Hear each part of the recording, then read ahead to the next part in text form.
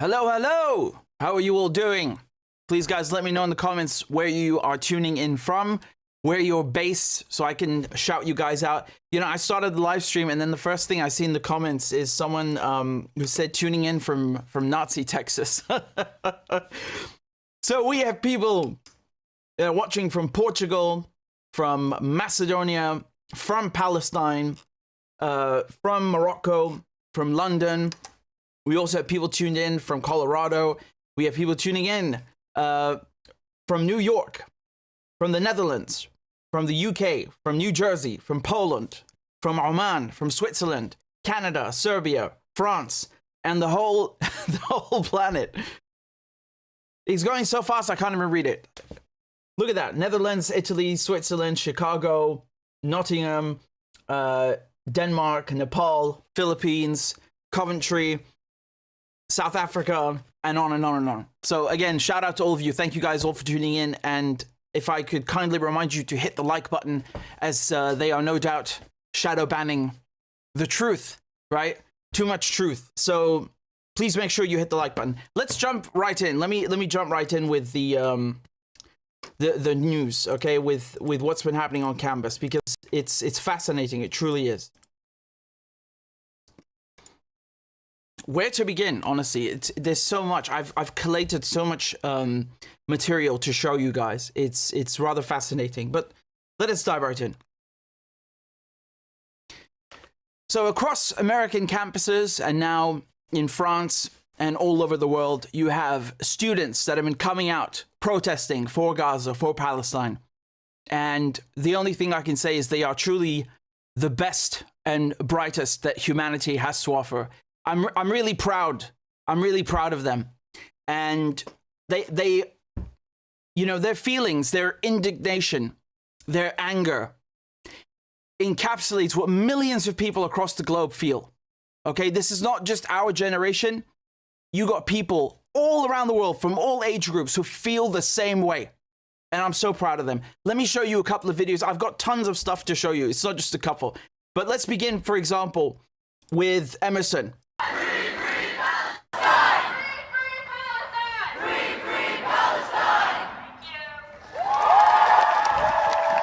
Look at them. Are they not amazing?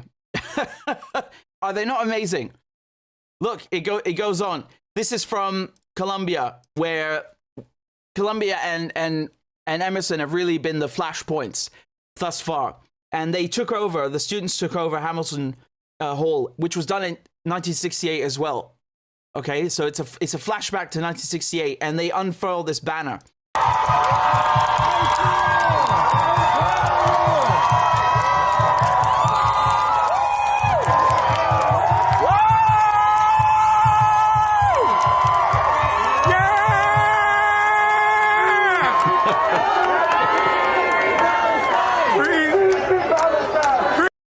So let me give you some context. Why Hins Hall instead of Hamilton's Hall? Well, and you'll see this now in CNN how you know how wild they are. They've named this, okay? So here she is, okay? It's named after Hind Rajab. It's a girl that was killed in Palestine.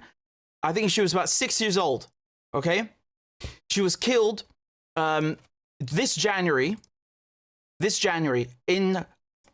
Yeah, so she was 6 years old, and she was killed by the Israelis after they killed the rest of her family. And that's who they named the hall after. Now, look what CNN had to say. Just listen to what they have to say. 16. Good morning to all of you. Some pretty stunning images coming to us overnight, Evan. We also are just learning at this hour that banners have been hung from the hall. They read Hind's Hall and Intifada. Hind is a reference to a woman who was killed in Gaza. Intifada, of course, a reference to uprising, violent struggle. A woman.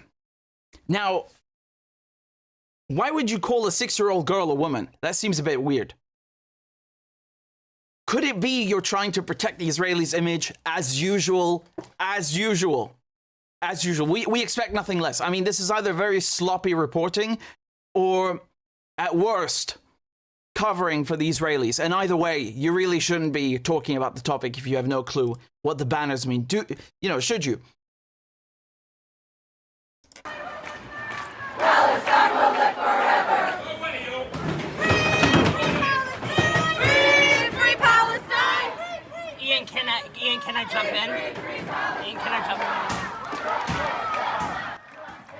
Now, make no mistake, they're not shuffling tables because they like to play musical chairs.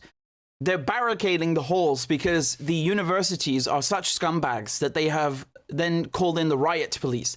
So not just campus security, which is such a novel American thing, but not just the regular police, but riot police, okay?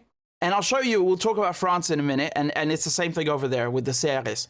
So they've called in the riot police, and the scenes that are coming out of this, I mean, it's not just in Colombia, it's not just in Emory, it's not just in Emerson, it's across the country, in Texas as well. You know, the fascist stormtroopers that have come in to crush the dissent. How dare you talk about Palestine?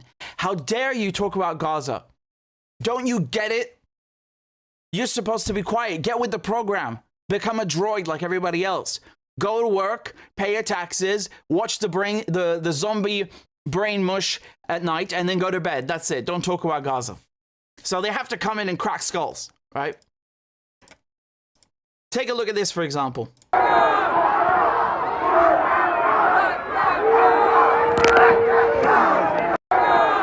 So again, this is from Texas. There's more over here. This is also from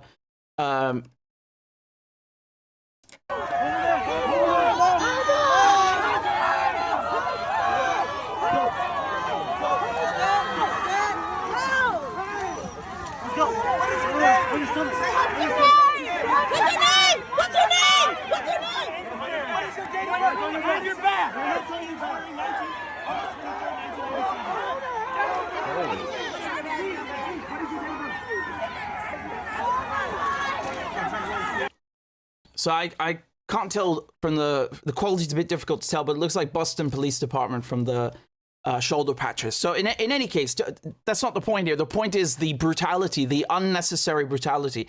Why would you tackle an unarmed student like this? What is this? You know, overreaction. I'll tell you what it is. I'll tell you why. Because it's the same kind of overreaction that you see from the Israelis. And rather not overreaction, but disproportionate force, right? So it's not just that the students are innocent, just like the people in Gaza are innocent. It's not only that, it's the fashion of disproportionate force. You know, we're gonna wipe you out, we're gonna bomb you, we're gonna beat you, we're gonna hurt you, we're gonna kill you, whatever, it doesn't matter. And they have killed students in protests before, in the Vietnam anti-war protests. So it's not like, you know, and those were bystanders. So, you know, I hope nothing happens here, of course, but it wouldn't be beyond, you know, it wouldn't be beneath them. So this is really so typical. And like I said, it's not just one campus, it's all across the place. Okay, here's, for example, this is from Austin, Texas.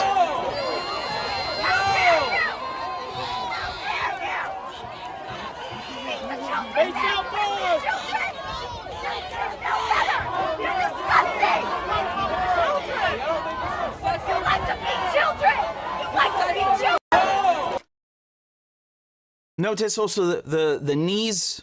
I didn't particularly see anything on the neck this time, but I'm sure they've done it. And this is another thing that the Israelis and Americans have in common, right? So they'll put their knee and entire body weight of a full-grown, you know, man or woman on somebody's neck, and then wonder why they died. You know, like it's a medical anomaly. We don't know. We have no clue. Why would this be brutality? How dare you? So this is something that the Israelis use on Palestinians as well. You know, you can go and watch the report I did a few years ago on Khairi Hanoun. That was his name. And it wasn't too long after George Floyd, right? And it's the same kind of tactics. And we know for a fact that the Israelis train with the Americans. Now, this doesn't have to be, for example, you don't need the Israelis to go and train with every single police force in the United States for these tactics to be spread across all the police forces in the United States. So we have the disproportionate use of force used against civilians who have done nothing, used to silence, to censor, to crush dissent, any form of dissent, any form. Peaceful protest, resistance fighter, crush you. No form is allowed, none whatsoever. We have the common tactics, so the actual physical tactics that they use to restrain people, if you call this restraining. And then we also have the aspect of the military-industrial complex. So the fact that you not only have militarized police forces in the United States, but the equipment that they're buying is from the same companies that sell to the Israelis. So you'll have one company that makes money from selling to the Israeli forces and from selling to United States police forces. So there's an economic incentive here for this fascist behavior to continue, whether it's inside the United States or even worse, whether it's in Gaza or in the Middle East, right, where the Israelis have their occupation. So there's so much in common here. You know, we're not just like splitting hairs or something. No. These points need to be mentioned. And I'm not done with the videos. So let me show you some more. This is a poor guy who was hit so badly at Emerson College, and I got permission from his parents to show you this video, and it's really awful. I want you to hear what happened to him in his own words. Literally, like, they had me down there on the floor. They slammed my head into the floor. They pressed down on my ear, some like fucking pressure point. I couldn't feel anything. I thought I was gonna die. Just for like a second. I thought I was gonna die. I couldn't breathe. You couldn't breathe? I couldn't breathe. Did you say I can't breathe? I couldn't say anything. They were pressing on every part of me.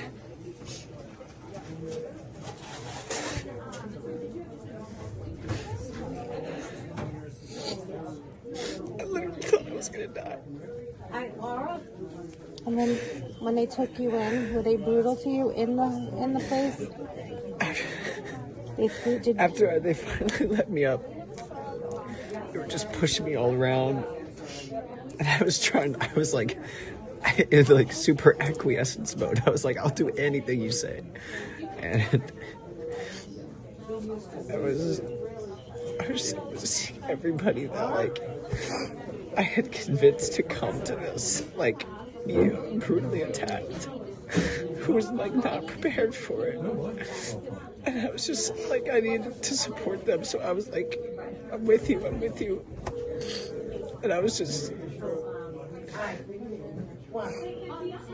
Did you think that this would happen? Like, what did you think was going to happen? Did you think they would do this, or did you think they would just wait and see if you guys would go? I kind of don't think I actually believed that they would storm us with fucking riot gear. Oh. Like, I knew that there was a threat and stuff. Oh, and can you come home for the weekend? I think Will's gonna come.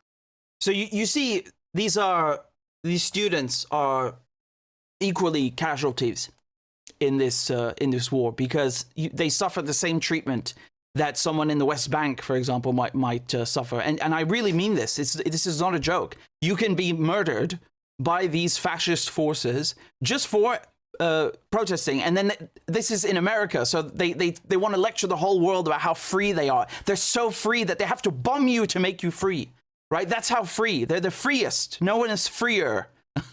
So they think that their model is the best in the world. Well, no, not really. This is what American freedom really looks like. That's what it looks like. You will get assaulted, attacked, charged at by a bunch of brutes for literally doing nothing except saying, I don't want to be part of genocide.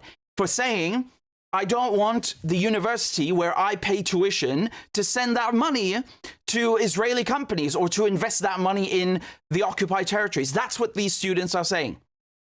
It's their money, yes? They are citizens of the United States, yes?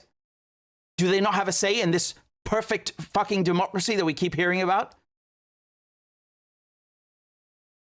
So you can see also that even some of the faculty are being attacked. So this is from Emory, and I want you to see how they literally attacked and arrested a professor because she simply objected to this wanton, brutish behavior that the students are suffering.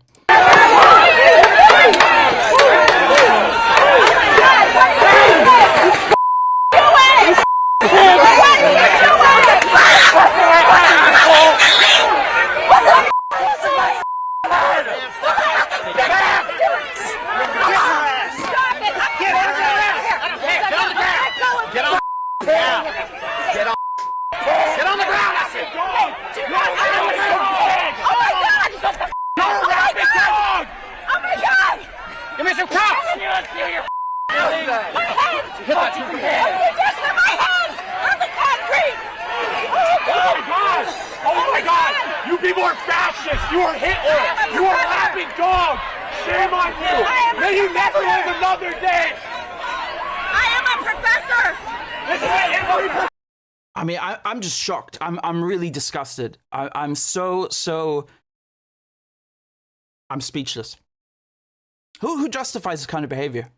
You know, you behave like this when someone, for example, who poses a threat to other people's lives. They have a gun or something, you know. But I know in America you're supposed to shoot everyone, so you know we should consider her lucky, I suppose, right? That she didn't get shot for just standing there. Yeah, I suppose she's very lucky in that case. I mean, this is really, you have to have something wrong with you to think that this is okay.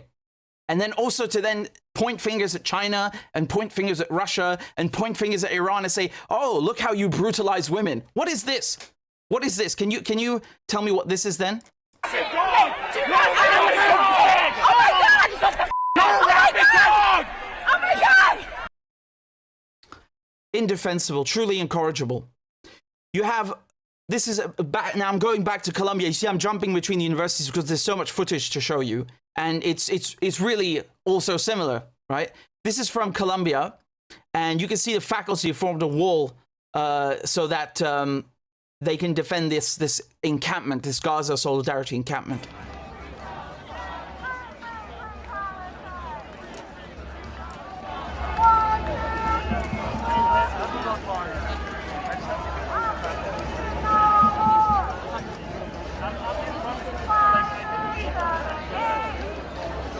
We should consider them lucky, right? That they didn't get hurled to the ground, yes? So you see that this behavior, this charging at students, ripping them, it's so disturbing. But another way that they oppress the American population is to make sure that there's no medical insurance, for example. So, you know, not only do you have to pay for college, you have to go into debt to get a degree so you can go work a job to pay back the debt. But you also have no medical insurance, right? You have tons of people who can't even sustain one medical emergency, financially speaking.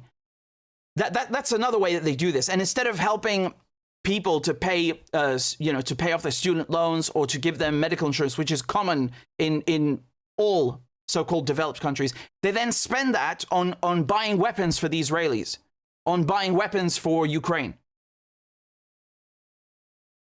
Now, Nancy Pelosi, she went to Oxford Union to give a speech, and you know the students in England were having none of it.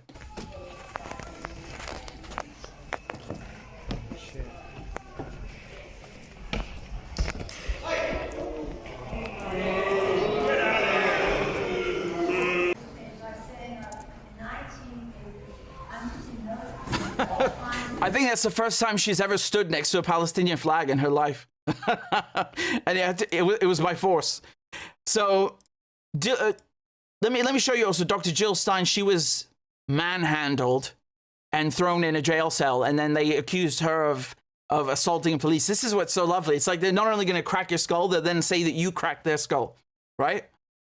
Typical victim mentality. It's like the Israelis, you know, the Israelis are the aggressors, but then they claim that they are victims. So the police do the same thing. They attack people like Jill Stein, and then they say she attacked them. Here, let me play you just a short clip of hers, because I can't play the full one after when she got out of jail, but this one will suffice. By a Zionist the other day when we were doing a live stream in front of the Columbia campus, who was trying to interrupt my live stream and say, no, but the Jews don't have a homeland. You know, to which my response was, well, we actually have many homelands, and Jews are doing very well, thank you, extremely well, in many countries around the world right now. Even if Jews didn't have a homeland and needed one, you can't take it away from somebody else. That doesn't give you a right to do that. And yes, Jews are a traumatized people. Palestinians are an extremely traumatized people. And being traumatized does not give you a license to kill, essentially. We need to operate according to the law. This is why she will never be allowed by the powers that be to become president, because she is too rational. She's too rational and likable, and she's not a psychopath. You know, what she's saying is very important, and it relates to the protests. Why? Not just because she was there, but because she is debunking this narrative that the protests are somehow anti-Semitic. And I've taken 10 minutes to get to this point because I you know, half the time I don't even want to talk about it, because you even by debunking it, you still somehow end up mentioning what the Israelis are accusing people of. And so we shouldn't give this any attention whatsoever. You know, people who are serious don't give this any attention.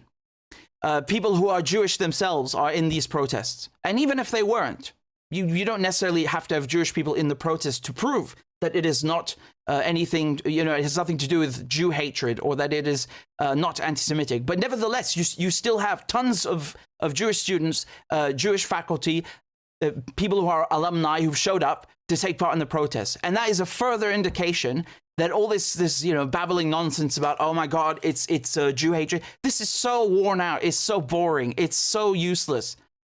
I really think that they've shot themselves in the foot this time, because they have abused this for so long. People just don't care anymore, and they shouldn't care.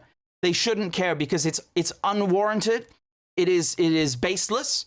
And you know, if there was something that was actually about Jew hatred, well, we would all criticize it and all call it out. But criticizing Zionism is a completely different matter. Let me just read to you a list of the universities where all these protests have been taking place. So there's University of South California. There's also Harvard, MIT, Stanford, Yale, Brown, UT Dallas. There's Austin as well, Berkeley, University of New Mexico, Emory, New York, NYU, and then also Columbia, of course, and Emerson. So this is a list from just a few days ago, and now that has grown exponentially. Let me show you this. This is another scene over here. This is from Virginia Commonwealth University in Richmond. Once again, look at the fascist stormtroopers.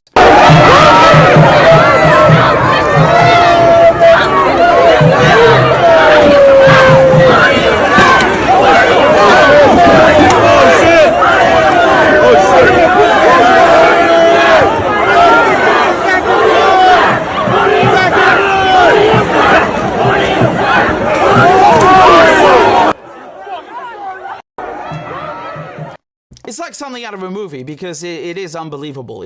This should only be something you see in a movie. This is not normal. This is completely over the top. And now what they're doing, these universities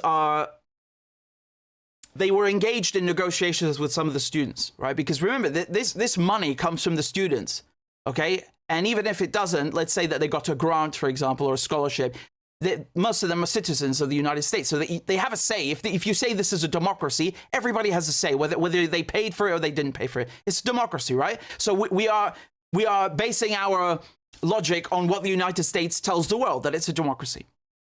Well, the university were negotiating with the students and saying maybe that they will divest, which is what the students ultimately want, is that they want the assets, investments, and other facilities that belong to the university in the occupied territories to be completely dismantled.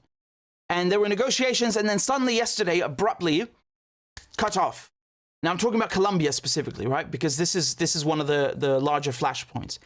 And not only that, but they're now telling students, you know, you either go away, you step aside, or you're suspended. Or you're suspended. And what's interesting is that they are even suspending people who are not there. So look at this, for example. You have a Palestinian student at Columbia, arbitrarily suspended, along with many others, and they're being racially profiled, okay? So this is a message from someone who is suspended while they were in class, okay? So they're telling them disperse. This person is obviously dispersed. They're not in the protest, and they still got suspended.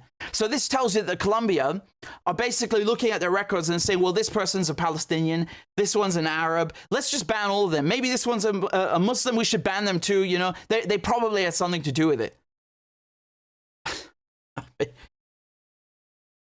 What do you expect? But what's impressive about these students is that they refuse to yield. They will not yield. They will not give up. They will not give in. Some of them are going to lose all of the academic work that they've put in over this, and they don't regret it, because that shows you, you know, how much moral integrity they have, because they understand that whatever is happening in Gaza is way worse. It's incomparable to whatever consequences they will suffer academically as a result of taking part in the protest, that it's worth it. And that shows you that this is a sacrifice. It's a selfless thing. It is completely selfless. And many of them have been beaten and arrested too. So this is another form of sacrifice that you just accept. I will go there and I will stay there no matter what. Extreme moral integrity. It really shows character. It's truly impressive. And these are the largest protests in the United States since the Vietnam War. The largest anti-war protests since the Vietnam War. And we all know that the anti-war protests back then, they did have an effect.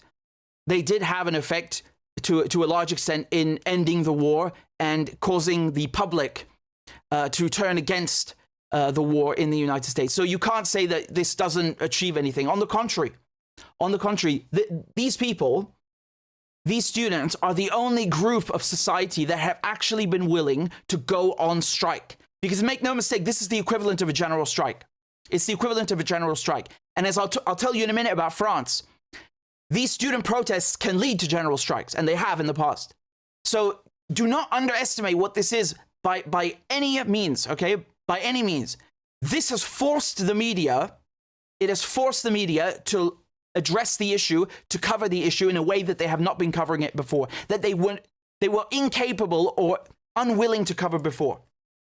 Whether they were compromised or simply lazy or dumb, whatever excuse they have, it doesn't matter. But now they've been forced to cover it in a different way. And they're showing their true colors. I mean, not only are they showing that the students are brave people, that they're selfless, that they have moral integrity, that they have character, but they're also showing that this image of democracy that the United States wants to portray to the rest of the world is rubbish. Look, do they not beat women? Are they not aggressive against harmless, defenseless civilians in broad daylight all over the country? Yes, they are. It's on video. I just showed it to you. And there are many more other examples. We could also look at the George Floyd protests if you want. Those are the largest ones before this one. But in terms of anti-war protests, this is the largest in 50 years. We have to respect it. We have to look at it with the we have to look at it for the effects that it is accomplishing across the country. Let me play you a clip now from Netanyahu, because he certainly seems to think that it has merit. What's happening on America's college campuses is horrific. Anti-Semitic mobs have taken over leading universities. They call for the annihilation of Israel. They attack Jewish students. They attack Jewish faculty. This is reminiscent of what happened in German universities in the 1930s. No, it's not. It's not. It's not. This guy is such a pathetic liar. He's so disgusting. You know what happened in German universities and Austrian universities? They would have brown shirts literally stand in a single file, physically blocking the entrance for Jewish students to go into the university. That is completely different to this. There's nothing to do with that whatsoever. Okay? In the 1930s, with the Nuremberg laws, they banned Jewish academics. They banned Jews from taking part in civil society, from being judges, from being lawyers. What does that have to do with this? You know, I really hate this guy, because he, like a lot of Israelis, they weaponize the Holocaust. And what they're doing is basically they're spitting on Palestinians. They're insulting our intelligence, and then they're also insulting victims of the Holocaust, whether they're Jewish or otherwise. So he's so dishonest. He knows what he's doing. He knows that most people will either be too afraid to check him, to counter him, to call him out, or they're they don't know any better because they've been brainwashed by the media. So they swallow this up. It's unconscionable. It has to be stopped. It has to be condemned, and condemned unequivocally. But that's not what happened. The response of several university presidents was shameful. Now, fortunately, state, local, federal officials, many of them have responded differently, but there has to be more. More has to be done. Okay, so I'll translate for you. When Netanyahu is saying that the deans and the faculty that didn't call the stormtroopers from the very first minute, shame on them. But thank God that you have federal, local, state officials that came in with the riot shields and started cracking skulls. And he respects them. So what you have here is a foreign leader, if you can call him that, meddling in American democracy, right? The famed American democracy we keep hearing about. That's what he's doing. He's telling you, don't protest. Shame on you for protesting. Shame on you for saying anything about what your government does to other people in your name. Shame on you. How dare you? How dare you be a democracy? Don't you know that we are the only democracy in the Middle East? That's what he's saying. And this is what Donald Trump had to say about the protests as well. He said, stop the protests now. And I'm sure he went on some tirade saying that, they're also anti-Semitic. You see, I can't help but agree with Professor Merendi here. Biden and Trump are the same garbage. Yes, they are. They absolutely are without distinction. Unequivocally, they are the same garbage. Yes. If you think that Donald Trump is going to handle the situation like as if it's a car going out of control. No, the United States is participant in the genocide, and Donald Trump, if he's president tomorrow morning, he will continue. He will continue just like Biden. Make no mistake. Make no mistake. In any case, going back to the students, right, who are at the center of the issue, really we have to salute them. PPD, KKK, I know what you're all to say. PPD, KKK, I know what you're all to say. PPD, KKK, I know what you're all to say. So what they're saying here cuts to the core of the issue. What are they talking about? They're talking about white supremacy. They are talking about white supremacy. These units, these entities, all act together in order to enforce white supremacy in the Middle East, in the United States, and in Europe. Okay? So you have the law enforcement working with the Israelis to attack, kill, brutalize anyone who isn't okay with the system. And then, of course, you have the Ku Klux Klan thrown in there because the element of white supremacy is still is very much alive and well in today's world. But it's transmitted, it's enacted, it's implemented through a different vehicle, which is American imperialism. It's just that most people don't see it. They don't understand. They think that, it's freedom and democracy or something. They don't grasp that when you have a bunch of people in London, in New York, and then in Tel Aviv, who all come from Europe and who are killing people in the Middle East, yes, it's white supremacy. So really nothing but respect to these students. I admire them. I love them. And they make me proud of my generation. They make me really, really happy that they came out. And, I was saying to myself that I was kind of annoyed that this didn't happen sooner, right? Because it's been 6 months now. But then at the same time, I realized that it's not like they have any control over this. People have been mobilizing. People have been mobilizing. But you can't always predict or put together the resources to spark a flame like this. So we can't fault them.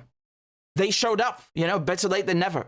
And people across the entire Arab world, they see what is happening. All of them, they've put out statements saying they admire the students, from Yemen all the way to Palestine. They are all watching what's happening. They all see this. And they know that people sacrifice their physical well-being, their personal safety in order to stick up for Palestine. They see this and they appreciate this. And we should appreciate that too.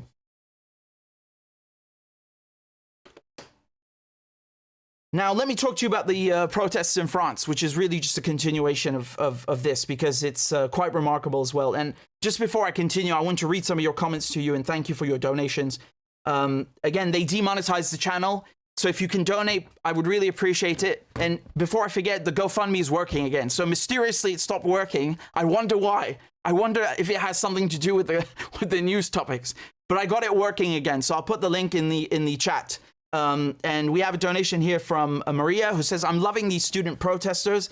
The universities can suspend and expel as many students as they want. They're just shooting themselves in the foot, as you would say. They're just showing who they truly are and what they truly are. Absolutely, absolutely. And we have another one from Marissa, who says, my sister was assaulted by the police at an encampment. Well, I'm not surprised. I'll talk to you about that afterwards. But do you mind telling? Do you mind if I say what university it was? I'm just curious. But I appreciate you and your sister sticking up for Palestine. Really. Rainer sent a donation. Thank you very much. And we also have another one over here. This is from. Give me a second. From Myla. Thank you both. I appreciate it very much. So let me talk to you about the protests in France. Okay.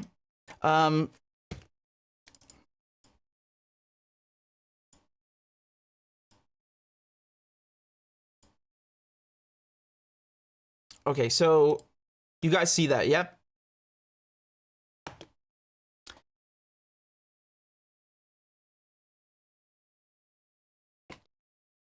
So these magnificent student protests that we're seeing in the United States have now spread to France and other countries, and I'm going to show you all of them in just a bit in great detail. And the biggest flashpoint in Europe is France, without question. You know, I have always revered the French style of protest, and I've told you this. I had a French education, and I know exactly how the solidarity functions. And the students have come out. They've come out, for example, in Sciences Po. They've come out in the Sorbonne. These are very big universities in France. And it's so funny because they've sent the media into a frenzy. And the fact that it was just a few students on the first day, it makes them especially mad, right? So let me show you some of the clips. It's really the same treatment that you see in the US. I mean, what do you think happened? You got people setting up tents, and then, of course, they send in the riot police, right? Which is what you normally do for a bunch of students. You call the riot police. So these are the CRS, okay? They're the classic French riot police who have a reputation for just being the most brutal people imaginable. Yeah, I mean, this is what a democracy looks like, right? You drag people off to beat them in some undisclosed location. There's more of it. There's more of it, and people are building barricades here. For example, this is in Rennes. So this is at Sciences Po. They've started putting up dustbins and other things to stop the people from coming in. And look what it says: from Columbia. So Columbia University, from Columbia to Rennes, solidarity for Gaza. Don't you just love it? Don't you just love it? Amazing. Amazing, really. This is what we have needed the entire time. So you can see here also, this is at the Sorbonne.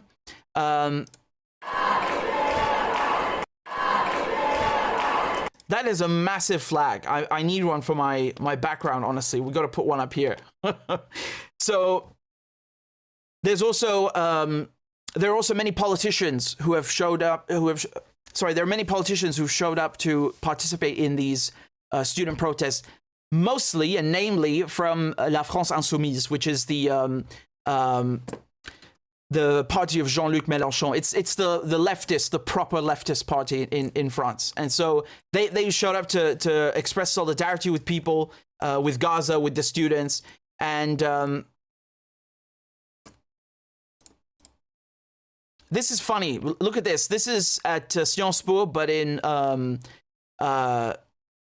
Menton, and they basically closed this is what it says here. They've closed the entire university because people they unfurled a Palestinian flag, right? Which is, again, this is what you do. This is proportionate, democratic, rational, sane thinking. You just shut down the entire university because some people held up a Palestine flag. You know, don't want the Zionists to feel unsafe, right? God forbid. God forbid.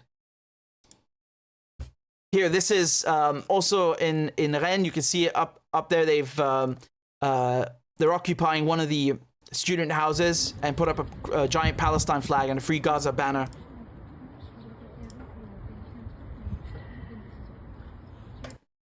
So here, the police, the CRS, the riot police, they went into the university, and you can see it's the same militarized response that you get in the United States. Okay, it's just an army of droids coming in. And make no mistake, you know, the French, they are supplying the Israelis with weapons. And regardless whether they have supplied them with weapons or not, they could have given the Israelis one screwdriver or a screw, and they would still be complicit. They could give them nothing and they would be complicit. Do you know why? Because they have abdicated their duties under the Genocide Convention to prevent and to punish genocide. It's the first sentence in the convention in Article 1. Very clear, there's nothing else in it. Prevent and punish those who commit genocide. That's it.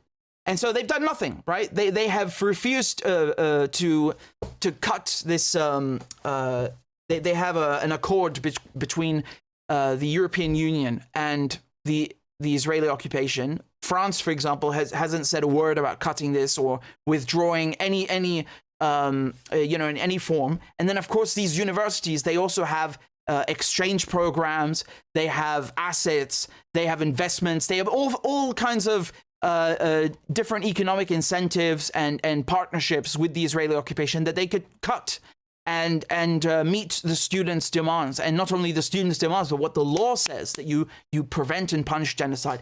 And they, of course, refuse. They refuse. And it's the same punishment that they are facing in the United States. They're now talking about suspending some of the students. And they're slowly getting there in the media, right? They're slowly getting there. Here you can see this is one of the politicians from La France Insoumise, from the French leftist party. And I really want to play this clip to you and sort of translate as we go along, because he addresses the entire issue so well. This is the kind of stuff that we have to see in the media. This is how you respond to these jerk journalists and people who try to cut you off. Je rappelle juste une chose. Plus de 40 000 morts à Gaza. Plus de 40 000 morts. Right, so over 40,000 dead, 15,000 children in Gaza. And then, of course, they cut in, according to the Hamas figures, of course. This is his response. Non, on arrête avec ça. Parce que les humanitaires qu'on reçoit... Cut it out. Cut it out. He says that the people, the humanitarian aid workers that come back from Gaza, tell us that the figures are actually 2 to 3 times higher than what Hamas are saying. Okay? They say in real life, in reality, the death toll is 2 to 3 times higher than what Hamas are saying. Because they're not counting, for example, people who have injuries, people who are starving, people who are sick, who are suffering ailments, who might die in a few weeks. They're not counting these people, right? So he's saying it's even worse. Sans doute 2 à 3 fois plus élevé que les chiffres du Hamas. Que les chiffres du Hamas. Pourquoi? Parce qu'il y a toutes les morts indirectes, les gens qui ne sont plus soignés, les gens qui vont mourir dans quelques semaines parce que justement ils ne peuvent pas être pris en charge correctement. Et les chiffres du Hamas, puisqu'on a toujours les chiffres du Hamas, aujourd'hui sont confirmés par l'ONU et même par les États-Unis eux-mêmes. Donc il faut qu'on arrête avec ça aussi, parce qu'à chaque fois dire ça, c'est une manière de minimiser la tragédie que vivre. Right, and he's saying the United Nations, the United States, they all substantiate these figures themselves, right? They have the same estimates, and that we have to stop this nonsense with, oh, these are Hamas figures. It's from the Hamas-run health ministry, because it's a way of minimizing the tragedy, the massacre that is unfolding in Gaza.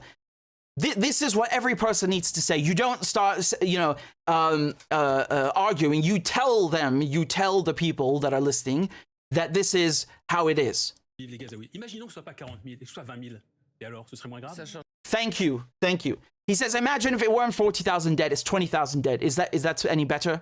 If you had, 10,000 children instead of 15,000 children dead, that's better. This is how you respond. This is what you say.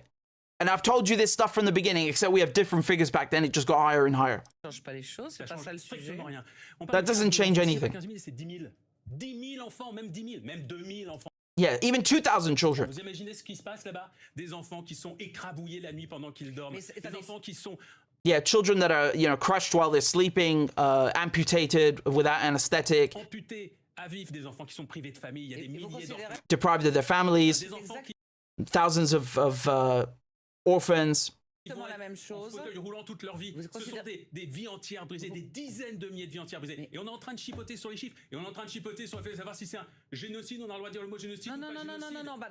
And then this is the next point. He says, and now we're arguing about if we can call it a genocide or we can't call it a genocide. And I love. He says, you should be ashamed of yourselves. On ne chipote pas. D'abord, le mot de génocide, il est utilisé par la rapporteure spéciale des Nations Unies sur les territoires palestiniens. Il est repris aujourd'hui par d'autres membres de l'ONU. Amnesty International l'utilise. Et puis il y a des gens qui chipotent sur ce mot, qui disent mais comment on ose, on n'est pas sûr que ce soit un génocide. Eh bien, écoutez, vous l'appelez comme vous voulez. En tout cas, c'est une belle saloperie. C'est une belle saloperie qui se passe sous nos yeux. Et l'inaction de notre pays est une honte. Right, and he says you can call it whatever you want. You can call it whatever you want, but well, a saloperie is a salope is essentially a lady of the night with a promiscuous nature. So he's basically saying like it's you know a giant mess.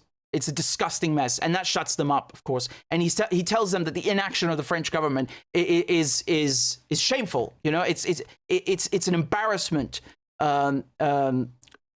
To the whole world. Absolu. Et alors le fait qu'on aille aujourd'hui s'en prendre à des étudiants, pardonnez-moi. Right. And now he says, and now the fact you're attacking students, the students that are protesting. Un peu agacé aujourd'hui de tout ce que j'entends. S'en prendre à des étudiants.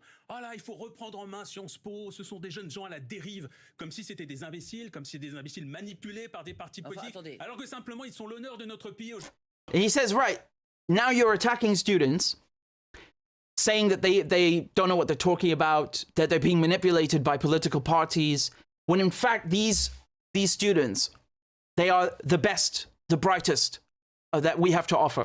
They bring honor upon the French people. Aujourd'hui, ces jeunes filles et ces jeunes hommes, parce qu'ils expriment ce que énormément de Françaises et de Français aujourd'hui ressentent, c'est-à-dire leur indignation totale et absolue. Right. So they honor us because they express what many French citizens feel inside, the same indignation, the same anger, the same frustration, and that's why they are truly the best of us.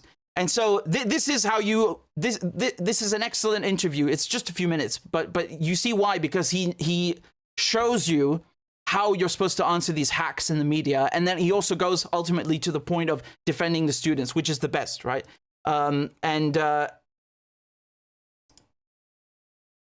Now, let me tell you what happened. This is the response from a French Jew who went on the radio. And, I mean, you're not going to believe this, okay? So this is what he's saying here. Ces personnes qui adhèrent aux idées right? de la France insoumise sont des gens qui sont malades. Yeah, here we go. So... Pas tout seul. On est très nombreux en France, dans la diaspora, et surtout avec le ministère israélien de la diaspora, avec Avichai Shikli, de lancer, en France et on espère un peu partout ailleurs, la première armée citoyenne. Okay, so he's saying that with the cooperation of the Israeli government, they are launching in France the first diaspora Jew army, or citizen army. Now, I want you to ask yourself that do you think that this is a rational response to a bunch of students saying, hey, I don't want to be part of genocide? And moreover, what do you think would happen if a Muslim said this? That, you know, we're going to launch a diaspora citizen army of Muslims. I mean, they would just lock you up and throw you in jail and call you a terrorist. But if you're Jewish, you can do whatever you want with the cooperation of the Israeli government. So it's not foreign influence. It's not meddling in French democracy. No, it's just, you know, faites comme vous voulez. Just do whatever you want. Blank check. Amazing, right? And it's like on the radio, it's like announced. You know, students protesting. Okay, citizen army backed by the Israeli government of French Jews. Wow. you have to love them, right? They just keep rolling with the hits. They just keep coming. So there's something deeply wrong with Israelis. And when I show you their response in the counter protests, you are going to lose your mind, really. But let us look at the best that humanity has to offer. Let me show you people protesting in Tokyo. In Tokyo now, students protest against the Israeli genocide in Gaza.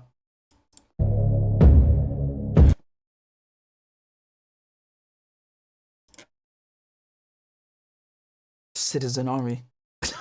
Sorry, I'm still laughing at that thing, but really, kudos to everybody who's taking part, because it's become a worldwide movement now, okay?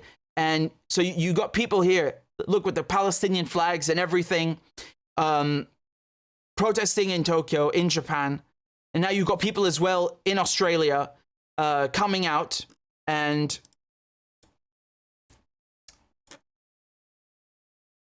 protesting for Gaza. So behind me, both of my daughters are suspended off cranes with 10 other activists, and what we're demanding is an economic blockade of Israel and Zim ships banned from the port of Melbourne. Day 207, over 40,000 Palestinians, innocent Palestinians, have been murdered, and so we need to stop supplying and aiding and profiteering of this genocide. I love it. Here you have students at the American University in Beirut in Lebanon also joining in.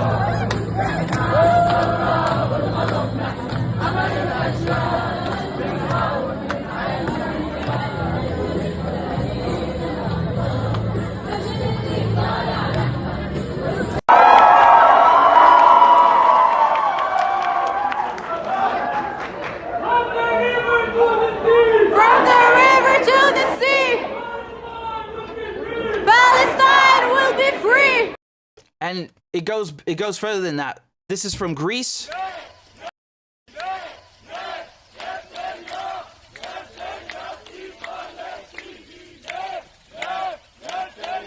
Turkey. And there's also Tunisia.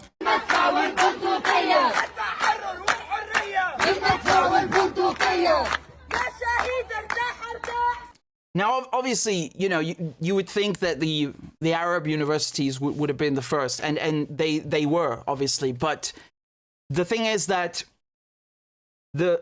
many of the people that are organizing, not all of them, but many of them, these student protests in the West, they also have Arabic backgrounds. So they're also doing their bit, even if they're outside the Arabic countries. And as a matter of fact, it's probably easier to do it because, ironically, for example, in Egypt or in Jordan or in Saudi Arabia, who do you think backs these regimes, these governments? It's the United States and Israel. And they're the least democratic. You can't open your mouth. You could go to prison very easily for doing a Palestinian demonstration. People want to, they just can't. And why? Because of the United States and Israel. It's so ironic, right? But it makes perfect sense. And so in any case, we come back to the point that this is amazing.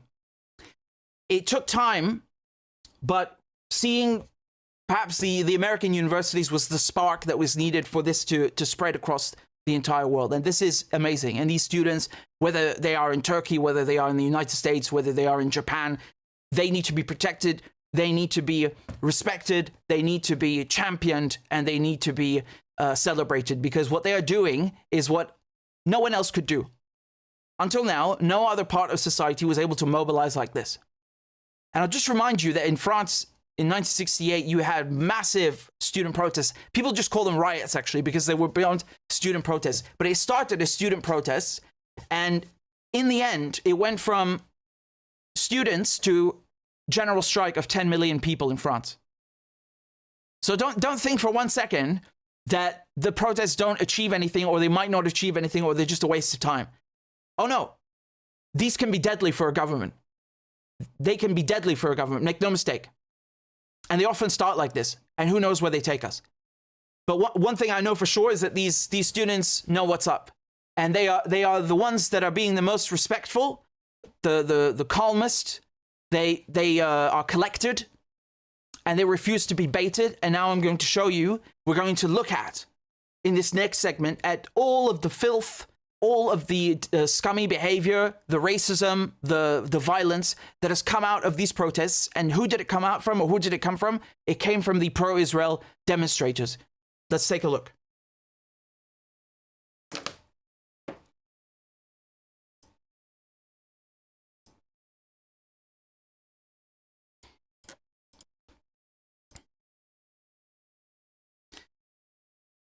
Right, so I've collected and collated all of these clips from the student protests that are happening right now in America and the United States, and they contain, I mean, some wild stuff. And they show you who is really engaging in racism, because they accuse the pro-Palestine demonstrators of being anti-Semitic, which is, again, the cheapest, most uncreative smear. But you'll find that it's actually the pro-Israel demonstrators who are engaging in racism. Take a look at this.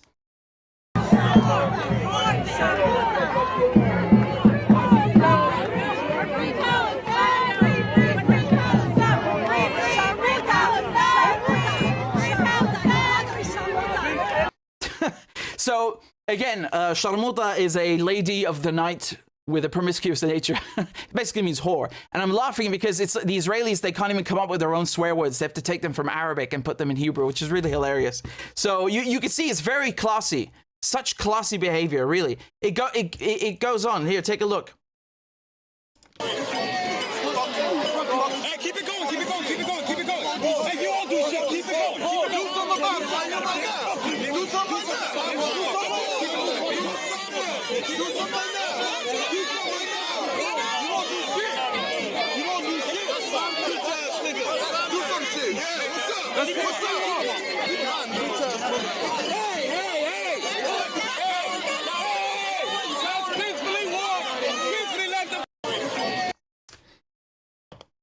Spitting on people, how nice. Here we've got more classy behavior.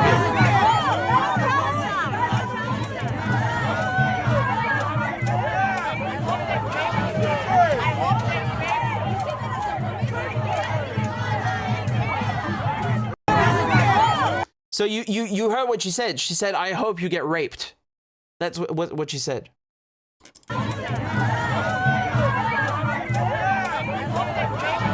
I hope they rape you. That's what she said.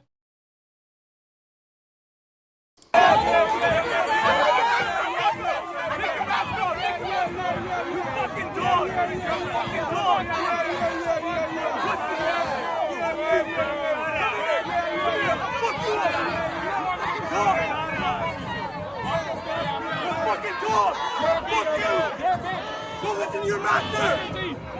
Pussy! Pussy! Take your mask off!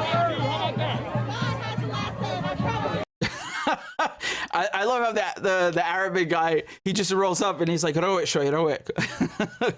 So here's someone throwing a suitcase. Yeah.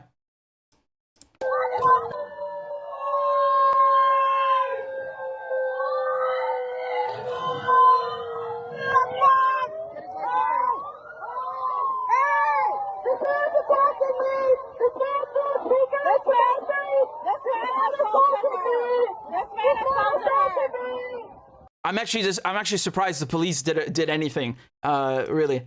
Here's more of this lovely, peaceful demeanor. Fuck Palestine! Palestine to my dick! What do you think the response should be from Netanyahu and the military to Gaza? Kill all Palestinians! All of them! Not one left from the river to the sea. Palestine will be deceased! And Israel need to do like this. You see? Now Gaza. Like this. Gaza need to do like this. Or like this, but all this Jewish. Two options. What do you think the response should be to Gaza? We gotta wipe them off the fucking map. I'm talking about every fucking flatten them like a parking lot. Yeah, wait. Flatten them out once and for There's all. nothing else you can do. They proved to us that there's nothing else you can do. We tried, and we tried everything. It doesn't work. We have to wipe them flat off the fucking map, like a fucking parking lot. I'm not stopping till all Arabs are wiped out.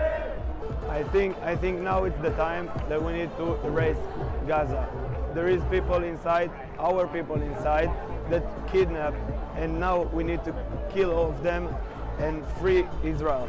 All of their belief is killing Jewish and killing and murder our people. Flatten it. Flatten Gaza.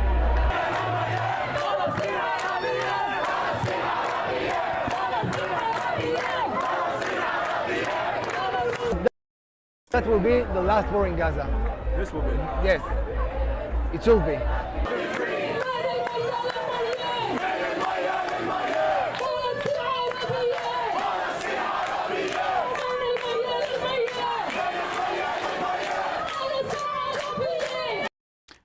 Yeah, you know, but it's the Palestinians who are genocidal and racist, not them, not the ones saying, you know, let's wipe them all out and flatten them like a parking lot.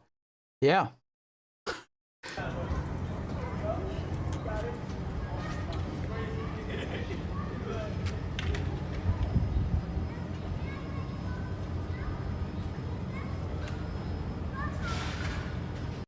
So just tearing down a Palestinian flag. I'm sure if you rip down that Israeli rag, they would then say, oh, it's a hate crime and a this and that. But you go ahead. If you're a Zionist, you can do whatever you want. Just commit genocide, yeah, whatever, kill someone.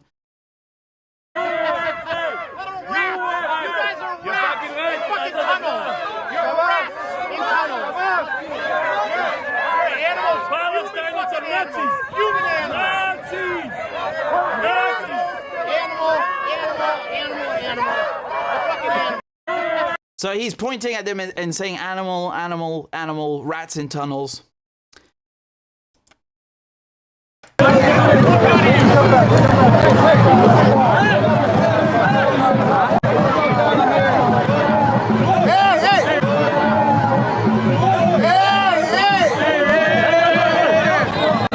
So pulling women's hair and thinking they won't notice.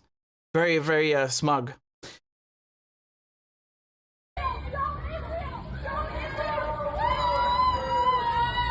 Enjoy being a genocidal psychopath. Fuck you, you guys are gonna die in hell. I don't know if she said you guys are gonna die in hell or die in camps, but I'm sure you understand her her point. Now this one made me laugh. So this girl goes on campus and she tries to provoke people, and they just refuse to be baited or to be to give in to agitators. And so she starts breaking down. Like, the end result is no matter what you do, even if you stand still like a statue, she is the victim because she's Jewish. We've been seeing all over the news all the craziness that's happening on college campuses, especially at UCLA. The craziness. Oh, yeah. People like saying, hey, I don't want my college tuition to buy bombs to drop on people. So crazy. Yeah. So I decided to come here for myself. Do you mind if I interview? I'm not going to talk to media.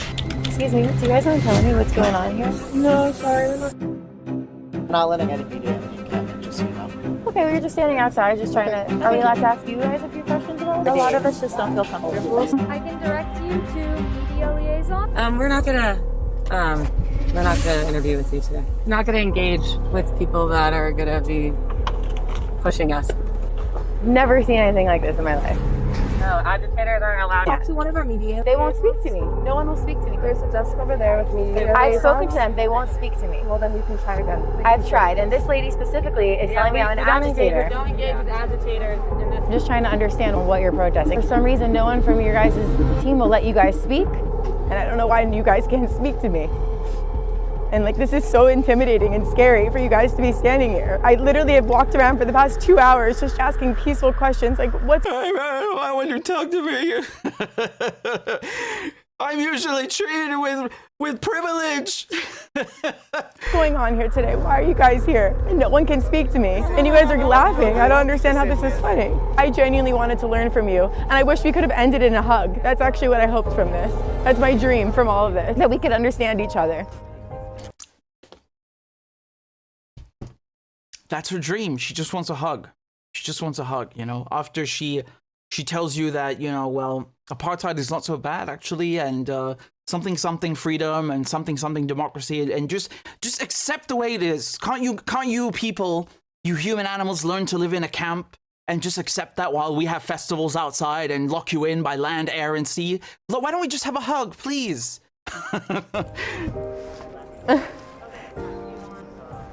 I think we need more barricade, guys. I love it. Again, this is why I love these students, because they know how the media work. They're not having any of it. They're not having any of it. You can go to hell. Palestine will be free, whether you like it or not. The game is over. Keep crying. You can spill your crocodile tears till the cows come home. Nothing's going to change. You lost. It's game over. No one's falling for this anti-Semitism smear. No one is falling for your little, inquiries. No one is falling for the suspension and the police brutality. It's not happening. These people have too much integrity. They just can't grasp this. Now, here's another example of... this is almost just as bad, right? I need help. I know that, but they're surrounding me. They won't let me move. No, you are free to move. You are free to move. She is free to move. So she's calling the police, and in typical Zionist fashion, she is the victim. right? She can literally just go away, but she chooses to stand there and say that they're boxing her in. I mean, that's not what I see. And we have video. So what do you guys see? You tell me. You are free to move. You are free to move. She's free to move. She's free to leave. She is free to leave. No one is surrounding her. Nobody is surrounding you. She is free to leave. You are free to leave. There's 1, 2, 3, 4, 5, 6, 7, 8, 9, 10. There's Western Universities or students. They're surrounding me. I can take a video. She's free to leave. No one is surrounding her. I just need help. No one is surrounding her. No one is surrounding her. I'm just walking my dog. I need help. She's free to leave. I'm a Jewish American. I need help. Please come and help me. I'm wearing a white Adidas shirt. I have a dog with me. Walking my dog. I need help. There's another one that I can't seem to find right now, but it was I mean, what a pathetic show, honestly. But there's another one that's similar to these two, where it was a guy filming his girlfriend, and she goes and stands in front of the encampment, and she's wearing a shirt that simply says that she's Jewish, right? Like she's I don't know. She's written it on the t-shirt. Actually, it says Jewish and then Israeli. It says both. And then no one comes up to her and no one cares. Literally nothing happens. I wish I could find it right now, but I'm sure some of you have seen it, right? Like nothing happens. There is nothing. No one is interacting with him or his girlfriend in any regard. Physically, mentally, psychologically, with telekinesis, nothing. Nothing. Then he still manages and she still manages to come to the conclusion that they are victims. This is unbelievable. You could literally move to another planet and they would still find a way to say that they're victims. It has to be like this. Don't you understand? Because they can't do anything unless they tell you and portray to you that they're the ultimate victims, right? They are always the ultimate victims, even when they are committing genocide, when they are occupying, they are thieving and stealing resources from Arabs and Palestinians and bombing them every day, night, day in, day out. They are the victims, of course. And you just don't understand that because you also hate them and therefore they're victims. Yeah. Here's some more beautiful rhetoric. Israel, you can't hide. You're committing genocide. Kill all of you bastards. Yeah, kill everyone. That's what he just said. Yeah, well,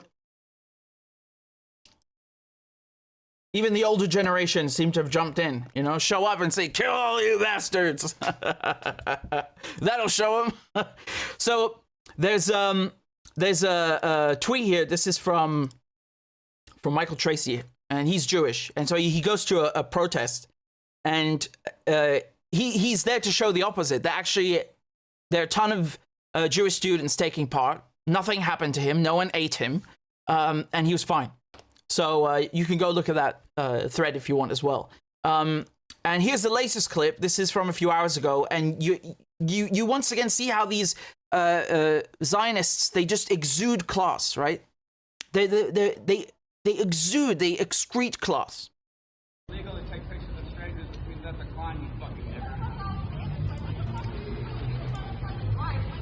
I'm alumni, you fucking nigger. Fucking nigger! Shut the fuck up! I'm never gonna forget you, you fucking nigger! You're dead, nigger!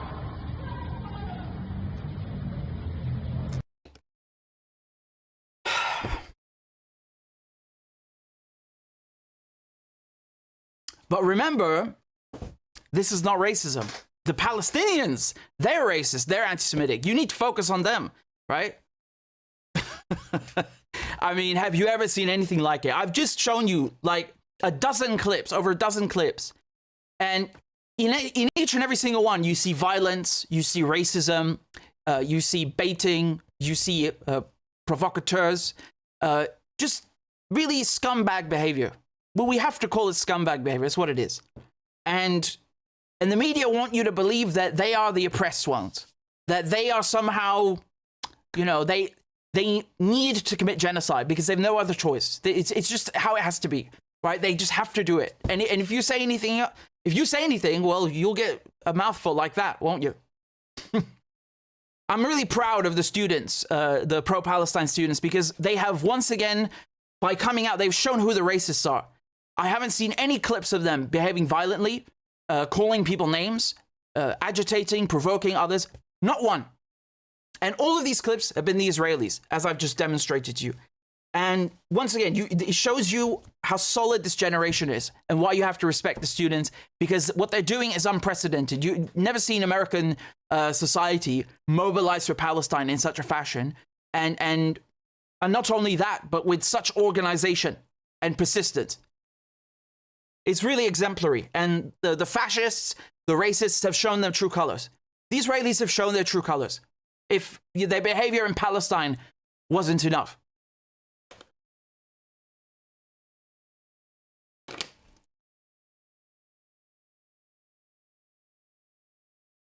Thank you to Kathleen for joining on Patreon. I will play you a crab dance momentarily. And we also have a couple of donations here from Bahri, who says, Salam, bro. Keep bringing more news. God bless, bro. Thank you very much. And stick around because we're not done. And we also have another donation from Rabu. And also from Cancino, says, thank you for showing that not all support Zionists. Well, it's my pleasure, if I may say so. And thank you to Myla as well for the donation. Again, if you guys want to support the show, please consider donating, because they demonetize me for telling the truth about Israel, for showing you things like this, because it's inconvenient for the mainstream. So you can donate on Patreon, PayPal, Rumble, GoFundMe. And I'll put the links below. Let me play a crab dance first for Kathleen, and then we'll continue with the news. When I show you what happened in Yemen, this is going to be mind-blowing. Clap for that, you stupid bastard. Corn Pop was a bad dude, and he ran a bunch of bad boys. Listen, fuckhead, you have fucking crossed the line, claiming I'm the enemy. You got that, you goddamn son of a bitch? I don't give a fuck what you think, bitch. Good morning. Sunday morning. Cut that bitch off. Thank you for Iron Dome. Thank you. والله انت كلاب بصراحة يعني. ماشي نشتغل عادي. We lied, we cheated, we stole. China. And you ain't black. There's always the macro. And then there's the micro.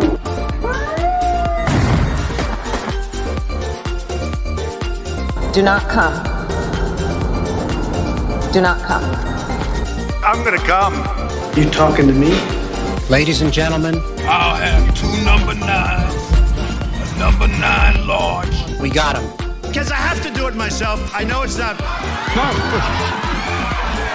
I've fallen and I can't get up.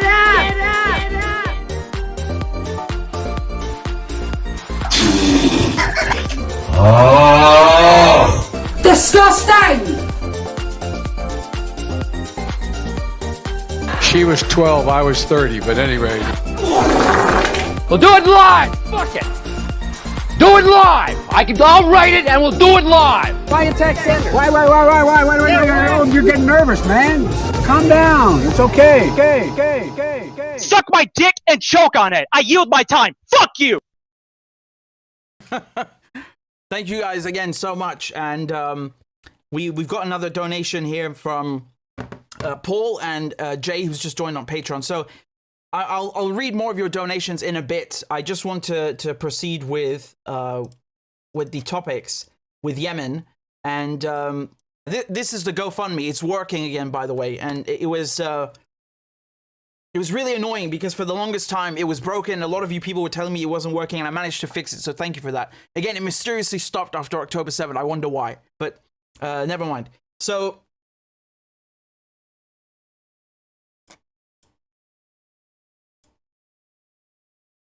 okay.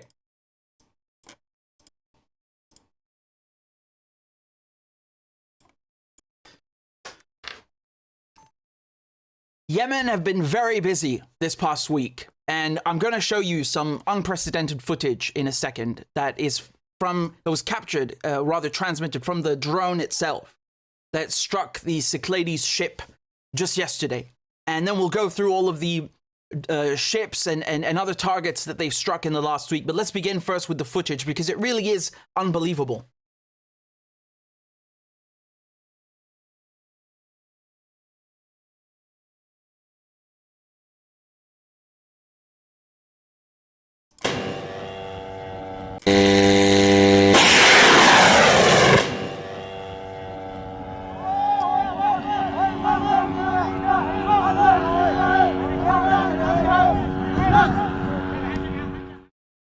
So this footage you're watching right now, it's not from a helicopter. It's coming from the drone itself that's about to strike the ship, okay? Now, people call these kamikaze drones, or, you know, I mean, they're very similar to the German ones from World War II, the V1 Doodlebug. So that was really the original form of this sort of payload and rocketry. But you'll see in a second that they're about to strike this, and this is in the Red Sea, and this is a ship called Cyclades that was on its way to occupy Palestine.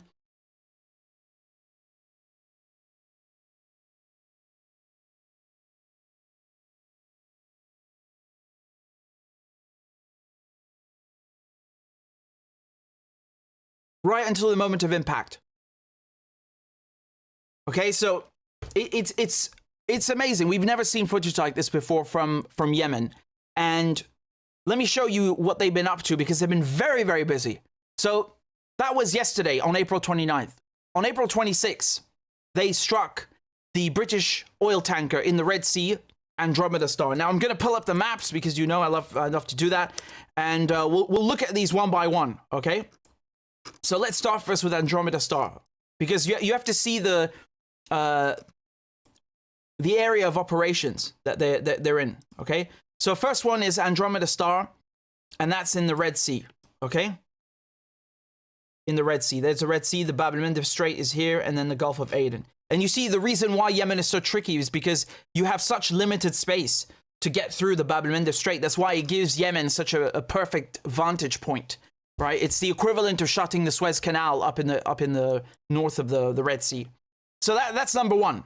Okay, and then the same day that they struck the Andromeda Star, they also struck an American drone, okay, an MQ-9 drone, and this was struck over Yemen, okay, over the here's the governor where they did it.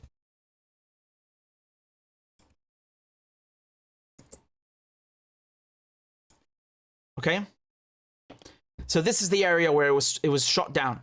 So you can see the Americans are very much active in the region. They've never stopped being there. And this is the problem with imperialism, is that, you know, they tell you that, for example, they're going to look into the Saudi support, and they'll start giving the Saudi coalition less money to bomb Yemen. But then the Americans themselves are still inside.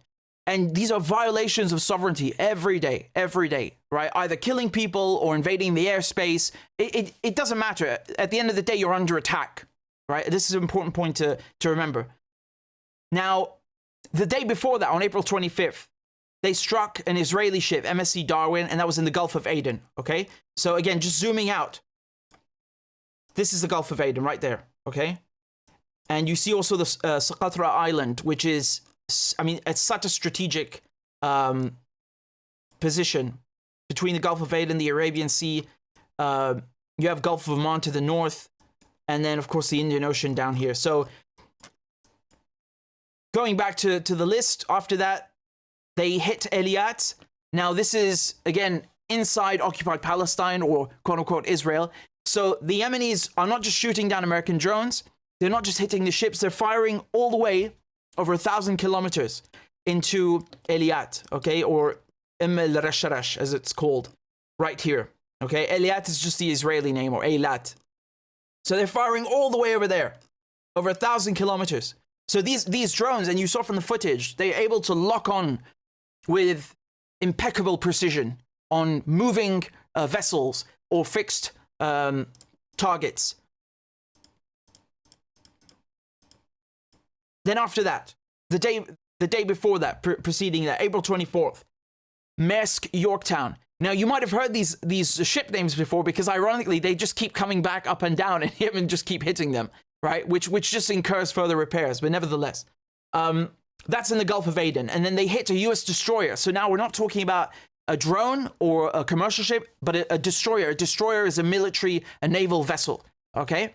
Giant ship, giant ship equipped with missiles and everything. So the Americans, they're struggling very much, and that's why they've been unable to do anything about the blockade, because they can barely, get near Yemen without being fired at themselves with drones and with anti-ship ballistic missiles. So, people who were laughing, who thought like 6 months ago or 4 or 5 months ago that, what is Yemen going to do? What is Yemen going to do? You had serious people who are, serious analysts and so on, laughing at them, thinking that they're just going to show up and fire a bunch of drones into the sky. Man, do you imagine how many billions of dollars in losses they have inflicted on the Israelis, on the Americans, on the UK? This is serious money we're talking about here. It's not a joke, right? Not to mention a lifeline. When you're fighting a war, well, let's say you're conducting a genocide in the case of Israel. You need supplies, yes, to keep any army moving. And so by cutting off the Mediterranean Sea, the Red Sea, you've left only the Mediterranean Sea. But you made sure the Israelis are vulnerable. So in addition to that, the same day they hit MSC Veracruz in the Indian Ocean. That's why I'm pulling out the map, because I wanted to do the giant zoom out. So look at this area of operations. Yemen are hitting from here to there, okay?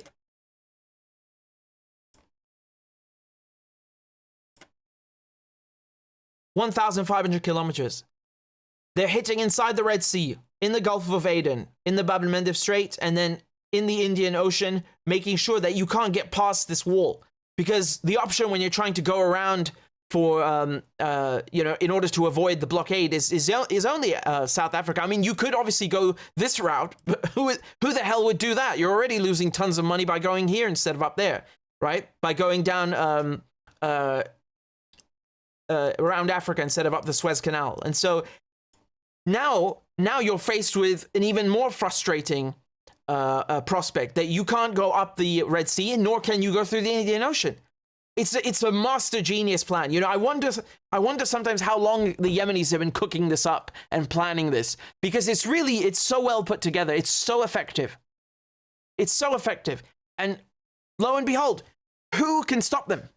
Who can stop them? If the United States and the United Kingdom cannot stop them, well, then obviously that says a lot about Yemen and about who possesses more operational capabilities, more strategic and tactical prowess. It's the Yemenis, without question. So what they've done in the span of 1 week, remember, all of this that I showed you, this is April 24, 25, 26, and then this is 29 with the Cyclades ship being hit in the Red Sea. Dude, this is truly phenomenal. It's truly impressive. And sometimes they make the front in Lebanon look like a joke. Obviously, I'm speaking figuratively, but I'm exaggerating it. But really, a lot of attention from me is focused more on Yemen than Lebanon. I'm sometimes thinking to myself, well, what is more impressive than this? Turns out they both outdo each other almost on a daily basis. But and I'll talk to you about Lebanon in just a second. But nevertheless, this has to be it has to be respected, whether you like it or you don't like it. Even the Israelis respect this. You know what I mean? You understand, like, that they don't like it, but they respect it from an objective strategic point of view. They have no choice. And the dumbest thing that Britain and America could have done is to screw with Yemen. That was the dumbest thing they ever did. Because from the moment they decided to bomb Yemen, now it's not just Israeli ships, it's American and British ships on the embargo list. On the embargo list under blockade. What a dumb thing to do. Who is the genius that thought this up? Who is the moron that thought, yeah, this would be a good idea, that will show them? Well done. well done. I'm sure you're proud of yourself. Now, it goes further than that. I'm about to show you another rather impressive piece of footage that was unveiled by the Yemenis. But before I do, Look at the protests. Please admire not just the military capabilities of the Yemenis, but their civilians, their people, how they come out and protest like this every week. Okay, we were just talking about student protesters. Well, you got to respect the Yemeni protesters. You have to. Look at this. من يقتل شعب فلسطين يقتل أطفالا ونساء يقتل أطفالا ونساء ويحاصر برا وبحار ويحاصر. So he's saying, you know, who kills women and children, and then they you know, it's like a callback, and then they say America Shaitan al-Akbar or al-Aswad. I couldn't hear it, but I think they're saying America the greatest Satan, right? So yeah, you have to admit it slaps. It's really catchy. All right, but look, I'll let the footage keep rolling. ويحاصر برا وبحار ويحاصر برا وبحار من جوع أطفال غزة. Yeah, who is starving the children in Gaza? Yeah. من جوع أطفال غزة من جوع أطفال غزة من هو سند الصهيونية من هو سند الصهيونية. You know, what's impressive to me, and I mean this sarcastically now, it's impressive to me how someone can look at this footage and then the only conclusion that they draw from this is that, oh, they really hate America. They hate us for our freedom. No, they hate you because you're starving them, you fucking idiot. It's literally in the chant. Who is starving the children of Gaza? Who is killing the women and children in Gaza? Who is starving the women and children? Yeah, it's the United States. Who else? Who is, you know, the primary backer of Zionism? The United States. That's why. And the students understand this because those students have brains. They understand exactly what's going on, and that's why they say we want nothing to do with this crap. It's done. No more. Now let me show you another bit of footage here that was published by the Yemenis.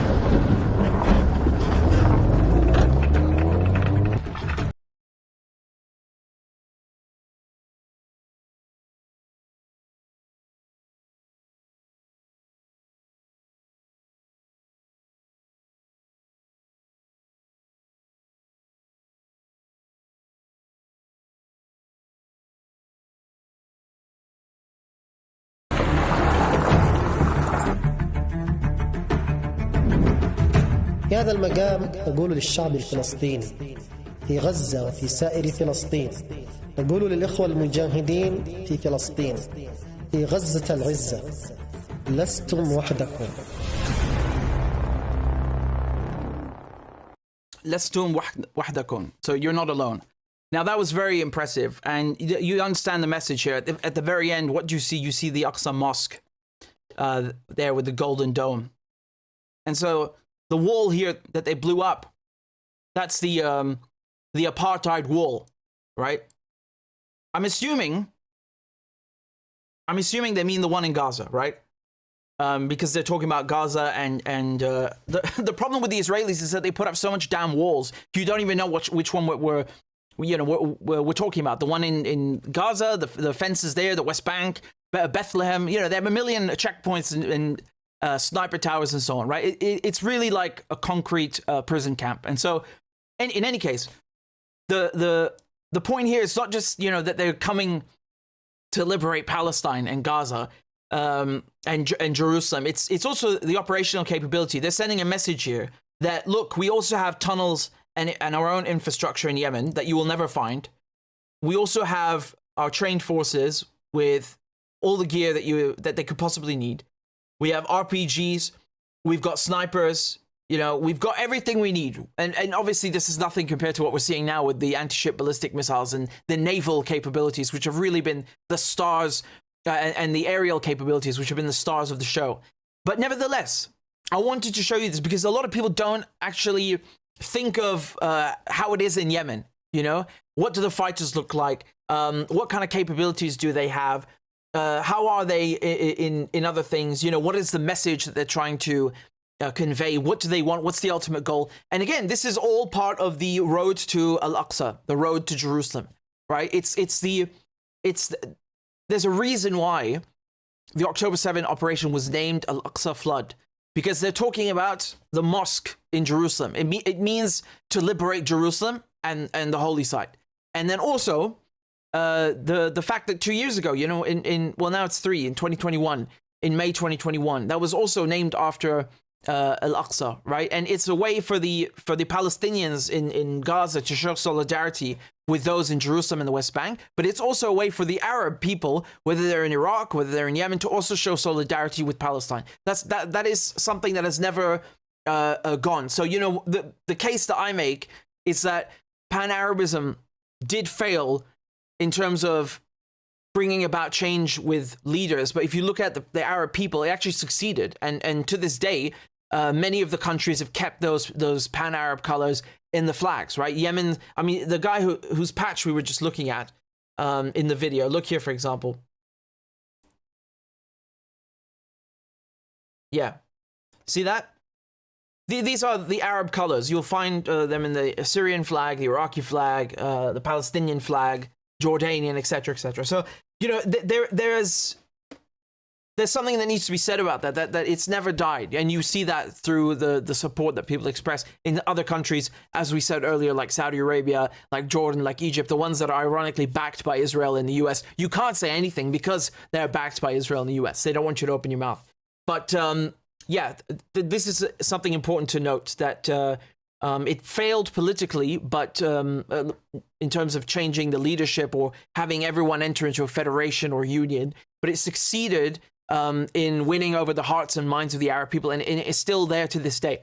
So, in any case, I just wanted to kind of show off and flex the Yemenis' naval and aerial capabilities, because it's been a rather busy week, honestly, and really, really incredible. Do you guys hear any of this in mainstream media, or even actually in a lot of quote-unquote alternative media? No, because they don't know what they're doing. They don't know how to follow the war. They don't understand it's a multi-front war. And you know, that's something that I've been telling you guys since day one. And those who know, they know. What characterizes this war is not just the genocide in Gaza, which is the negative, the horrific, the terrorizing you know, campaign that has been carried out by the Israelis, but there's also the good side of it, where it's united the Arab factions. Not all of them are state actors. Obviously, Syria is the only one, but nevertheless, you have to understand that it's something that's unprecedented to see. You know, America and Israel bogged down on multiple fronts. You've never seen this before. It's never happened. And that's why it's significant. And obviously, the Yemenis, they like to shine.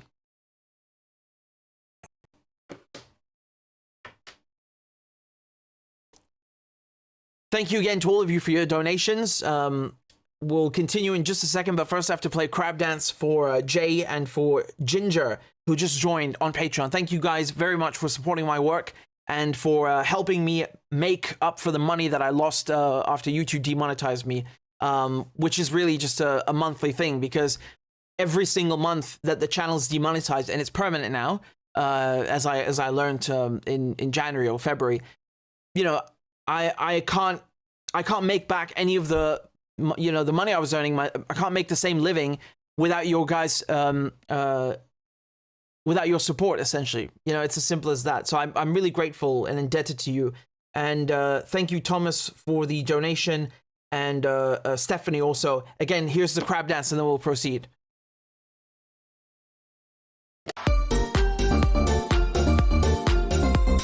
Clap for that, you stupid bastard. Corn Pop was a bad dude, and he ran a bunch of bad boys. Listen, fuckhead, you have fucking crossed the line, claiming I'm the enemy. You got that, you goddamn son of a bitch? I don't give a fuck what you think, bitch. Good morning. Sunday morning. Cut that bitch off. Thank you for Iron Dome. Thank you. والله في كلاب بصراحة يعني. ماشي نشتغل عادي. We lied, we cheated, we stole. China. And you ain't black. There's always the macro. And then there's the micro.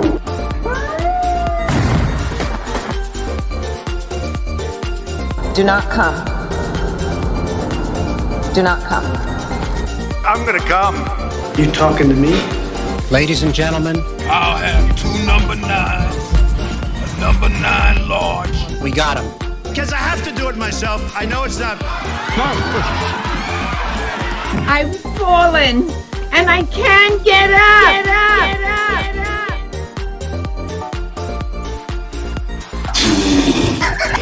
Oh! Disgusting! She was 12, I was 30, but anyway. We'll do it live. Fuck it. Do it live. I'll write it and we'll do it live. Why attack Sanders? Why? Oh, you're getting nervous, man. Calm down. It's okay. Okay. Suck my dick and choke on it. I yield my time. Fuck you. I have to add some new things to the crab dance, so I'm thinking of them. Thank you, Diana, very much for your contribution. And also, Marjorie says support of true journalism. I'm much obliged. So let me show to you the latest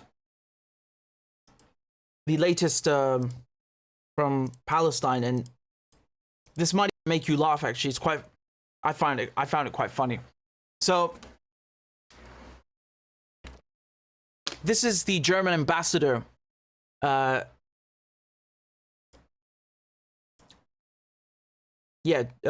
second. Can you guys see this? Okay, you should be able to see that. So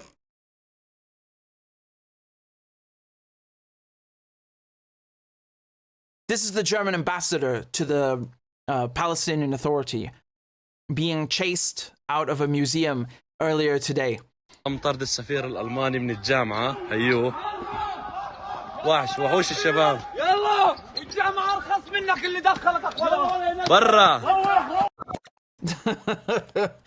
And then there's another clip afterwards.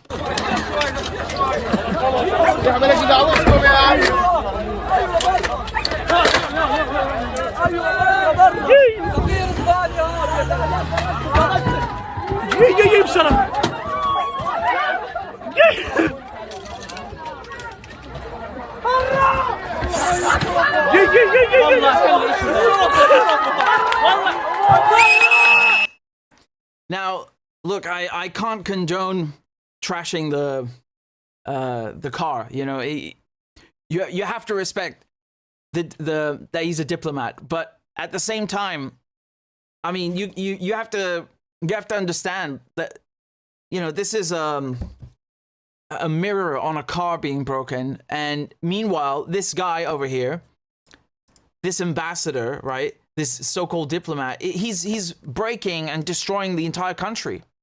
Okay, so you know, I'm sure he'll be able to replace the mirror on his car, and he'll survive this humiliation. But what he is doing is the reason that people are so angry. He is the reason, his behavior. So he represents the second largest supplier of weapons to the Israelis. So, you know, he is nothing but an agent of destruction. So you have to understand why people are angry, why they chased him out of the university, and why they attacked his car. Again, not very nice that they attacked the car, but no one caused them any physical harm or intended to cause them any physical harm. They just wanted to kick him out, right? I mean, figuratively. So, well, no, it's literally, but not actually kick him, okay? You guys understand. So he was heckled, basically. That's it. You know, you can't blame the Palestinians. Anyway, it's just a short final clip. I just thought I'd show you because the other big one was what? It was Nancy Pelosi being silenced at Oxford Union with the Palestinian flag. I'm sure she survived. And some of you are saying in the comments, unfortunately. But you know, this is anger that's to be expected. You're committing genocide against them, and then you wonder why they threw a stone at your car or tried to. Today, the ICJ, by the way, they ruled against Nicaragua in the sense that they didn't approve their case, but you know, they wanted to get the ICJ to tell Germany to stop supplying Israel with weapons. Okay, that happened this afternoon at 3 p.m. So the ICJ said no, they didn't throw the whole case out. The case is still there, so this might change, but for now, they did rule in Germany's favor, so to speak. So, you know, I'm not surprised. And even if they hadn't, if let's say they had ruled in Nicaragua's favor and they had told the Germans you can't supply the Israelis with any more weapons, what do you think would have happened then? Do you think the Germans would have abided by the order? Do you think that the Israelis would abide by the order? No, they'd maybe just find a loophole and do it in secret, as the German government used to do. So you can't trust them. They're just genocidal. They're genocidal. International law means nothing to them.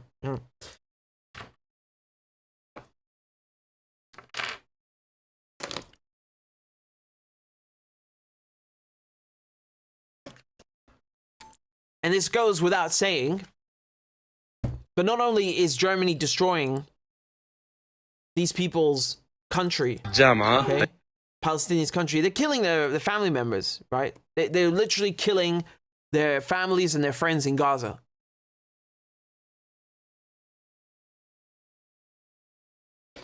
Now, I'll show you, let's look at the Lebanese front, okay?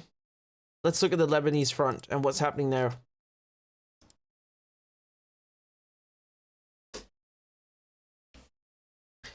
So a lot of new and exciting footage that's come out of the northern front, right? So the front between occupied Palestine and Lebanon. And there was another strike on Meron. Now, you guys remember Meron is...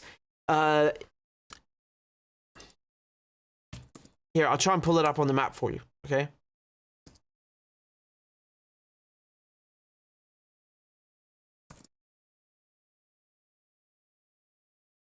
Now, so there's a base up there, all right? This very important base for the Israelis' aerospace capabilities. And Hezbollah, they went and struck it again. You remember after the Israelis assassinated a Hamas leader in Beirut. So that was Saleh Haruri in January. The response from Hezbollah was to fire about 60 missiles at this base, of which 40, I think, struck it. And so they've been hitting it again in the night. And here's the footage from the strike.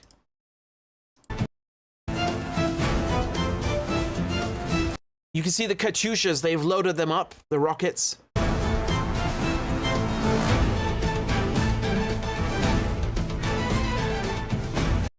Again, you'll forgive me, I have to mute the music. I know it's a soundtrack, but...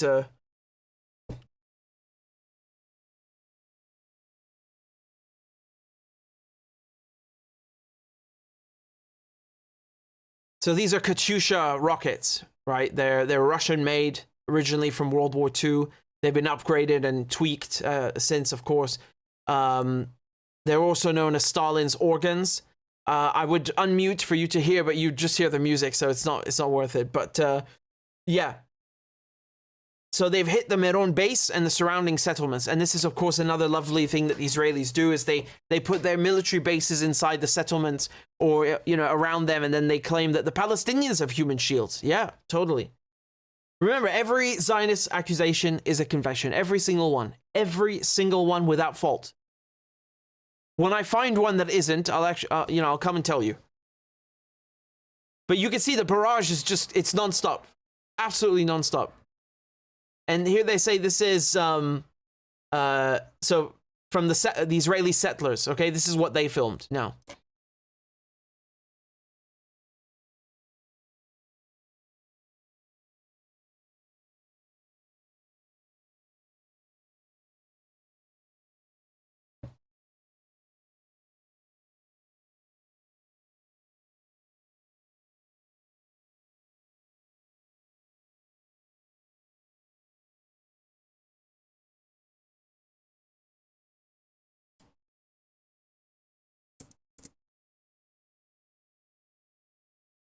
Yeah, you can see it just being pounded over and over. And notice that there's no defense against this. Do you see the Israeli Iron Dome doing anything? Do you see the Israelis able to defend themselves? They're pathetic. Pathetic, really. They want to, you know, act like they have some kind of superiority. It's smashed. It's gone to pieces. Before and after October 7th. Now, here is...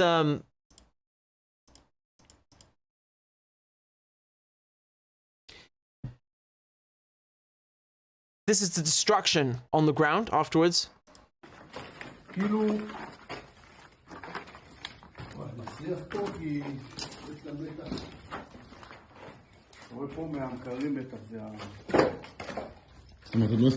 you see how the Israeli settler is walking around with, what is it, an M4?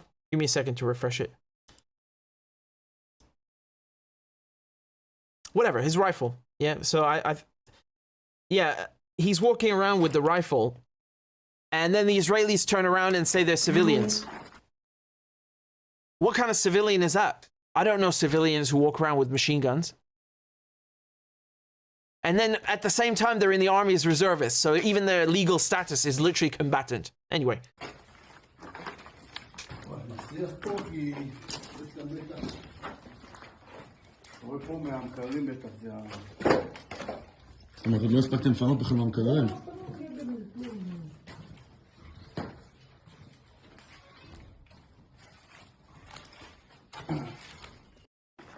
Yeah, you know, I feel bad for them. It sucks.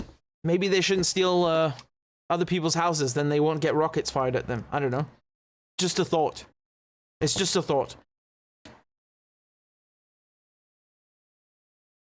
Now, that was one result. Let's look at another, all right? This is...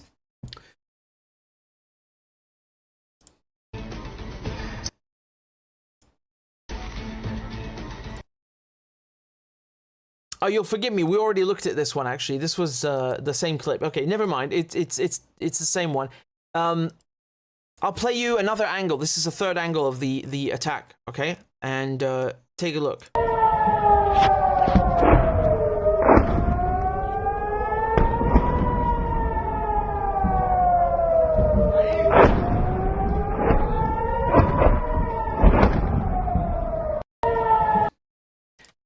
No defenses.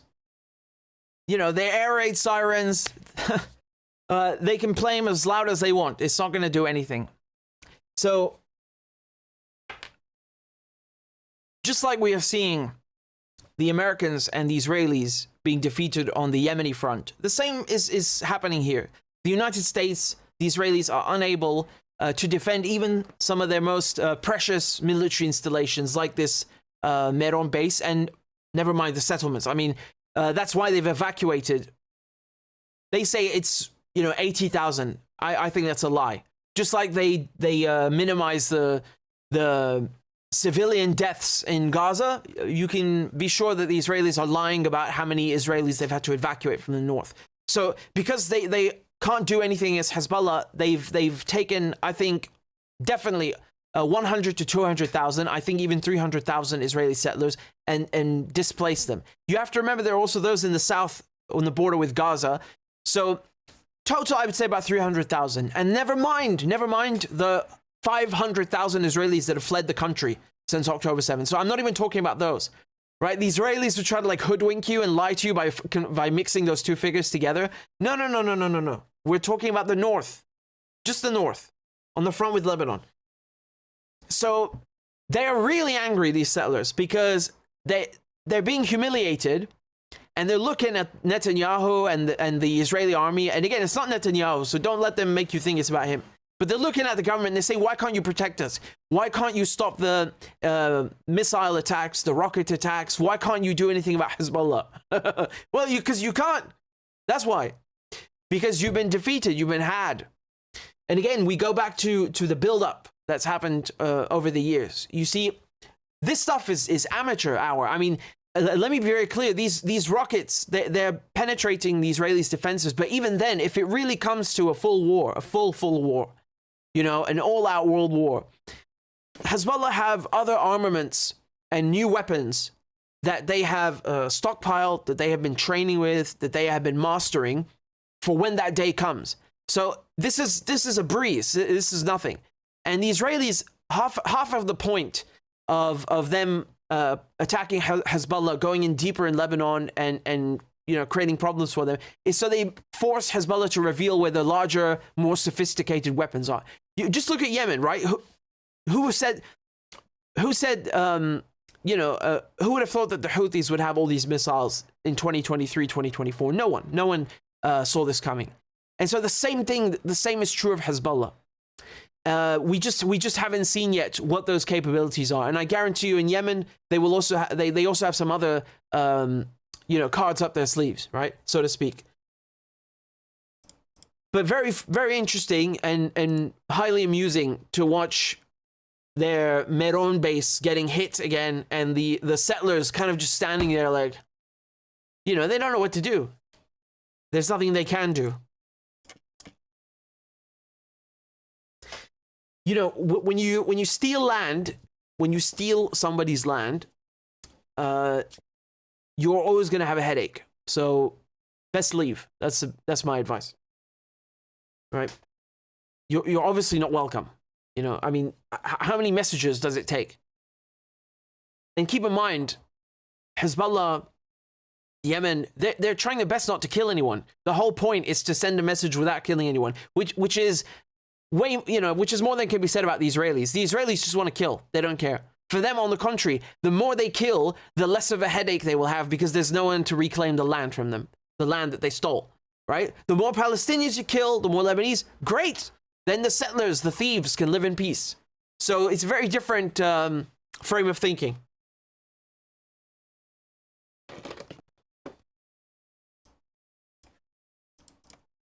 I want to read to you something from the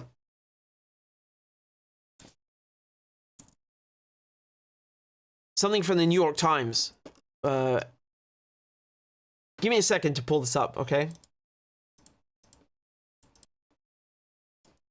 Right.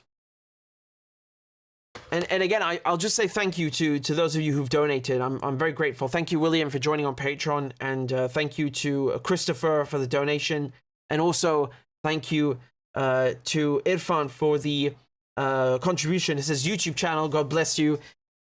Thank you, and also to Hazwani and to Jane for your contributions. Now let's talk about this next piece. So this is from about 2 weeks ago, but I don't care because I want to talk about it with you guys. And it's a leaked memo from the New York Times about them censoring their reporters, right, under the guise of a style guide. Okay, so essentially what happened is that this was leaked to The Intercept. It's an internal memo telling people at the New York Times not to use the word Palestine. Okay, so the New York Times instructed journalists covering Israel's war on the Gaza Strip to restrict the use of the terms genocide ethnic cleansing and to avoid using the phrase occupied territory when describing Palestinian land. The memo also instructs reporters not to use the word Palestine, except in very rare cases, and to steer clear of the term refugee camps to describe areas of Gaza historically settled by displaced Palestinians expelled from other parts of Palestine during previous Israeli-Arab wars. And this was written by Susan Wessling, and also by Philip Pan and their deputies. I mean, when I read this, to me, this is beyond journalistic malpractice. This is genocide denial. You know, this is the equivalent of denying the Holocaust, without question. Make no mistake, because they are trying to erase Palestine, and to do this in the collective conscience. So they're saying, don't even use the word Palestine. Well, why don't you just go and cover the sports then? You know, you can cover the Euro Cup. Why do you even bother talking about this? What the fuck? How can you talk about what's happening in Palestine and you don't mention Palestine? Even the Israelis, they say Palestinian. How are you not saying Palestinian? I mean, this is beyond scandalous. Refugee camps. Why don't you want to mention refugee camps? Because the truth is not good. The truth doesn't look good for Israel. Because when you understand, and again, I'll pull up the map so you can see it with your own eyes. When you understand that 70% of people in Gaza, okay, look at this tiny strip of land over here. This tiny strip of land. 70% of the people here do not come from Gaza originally. They come from other parts of Palestine, okay? But they had their homes stolen from them at various points since 1948, and then they had to come to Gaza. And so now what the Israelis are doing is they're trying to kill off those people so they can't come back and reclaim the land. You see, Palestinians, they have refugee status, and they're children of refugee status, and they're grandchildren of refugee status. So it's inalienable, right? If someone is a Palestinian today and their grandparents are, they pass away, they can still, under international law, go and reclaim the land. And there's about 6 million people in total. So you understand why the Israelis are trying to kill off everybody in Gaza, because they want the land, first of all, for the resources. And they also want to make sure no one can come back inside Palestine and take their land under international law. And so the New York Times are contributing to this genocide by telling reporters not to use the word Palestine. I mean, this is really, really disgusting. And also restricting the use of terms genocide and ethnic cleansing and occupied territory. How can you talk about Palestine without these terms? How can you do that? Even people at the New York Times are stunned by this, and they're not allowed to say it out loud because they'll get fired. So they've told The Intercept at various points in the article. You can see they express how ridiculous it is. Okay, so let me show you one quote, for example, here. It says, "I think it's the kind of thing that looks professional and logical if you have no knowledge of the historical context of the Palestinian-Israeli conflict. But if you do know, it will be clear how apologetic it is to Israel."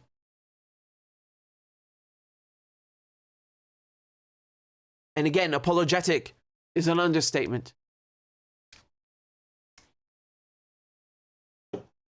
This goes beyond journalistic malpractice.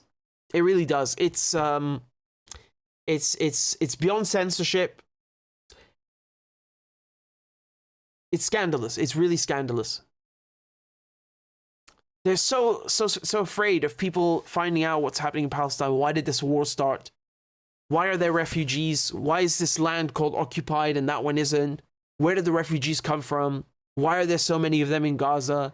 Oh, they're refugees because Israelis stole their homes? Oh, that's why. Now this makes sense, right?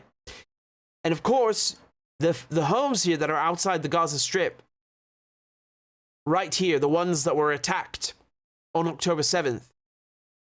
Remember that the Palestinians, they didn't attack homes that belong to Israelis. They attacked their own houses that have been stolen from them. Do you understand this concept? If someone steals your house and then you attack the house, you're just trying to take back your house. What difference does it make if the person who stole it is white, black, green, purple, Jewish, Buddhist? Who gives a shit?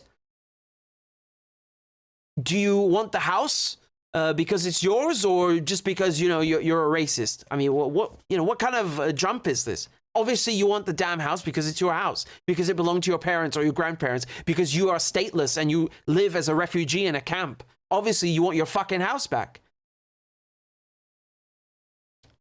No, it's terrorism. You know, I think terrorism is stealing people's houses and putting them in a camp. That's what I think terrorism is. So the New York Times is really a rag. I wouldn't wipe my ass with it. It's a rag. It's a disgusting toe rag. As a matter of fact, it is so contemptuous and just scummy that I regret even bringing it up. Right? Obviously, I had to tell you about this, but they're not even worth the few minutes that I have taken to explain this to you because of how disgusting they are. This is beyond journalistic malpractice. It is genocide denial on an unbelievable scale. An unbelievable scale. You can't say you didn't know or you're ignorant. This is malfeasance, right? This is malfeasant, without question. Malfeasant. And not to mention, of course, this nonsense with the systematic rape. You know, they published that nonsense as well. That came from the New York Times. Zero evidence to this day. Right? What is the date today? We're 1st of May. There is not one shred of evidence, photographic, forensic, nothing, zero, of any rape on October 7th. None.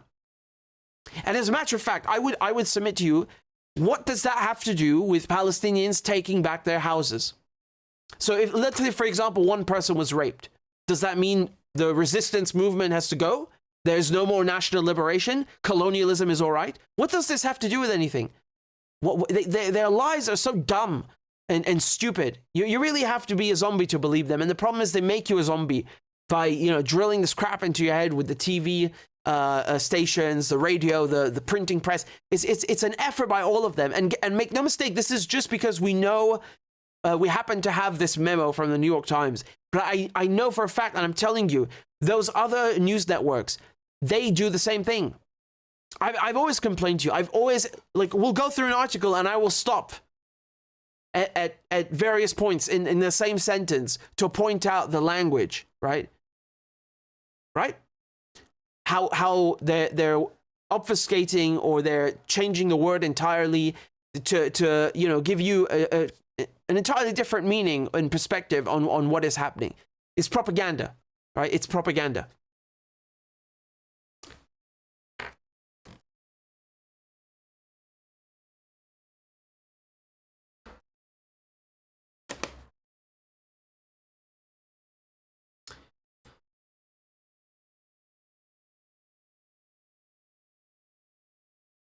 So let's take a look at another bit from Gaza, and now it gets so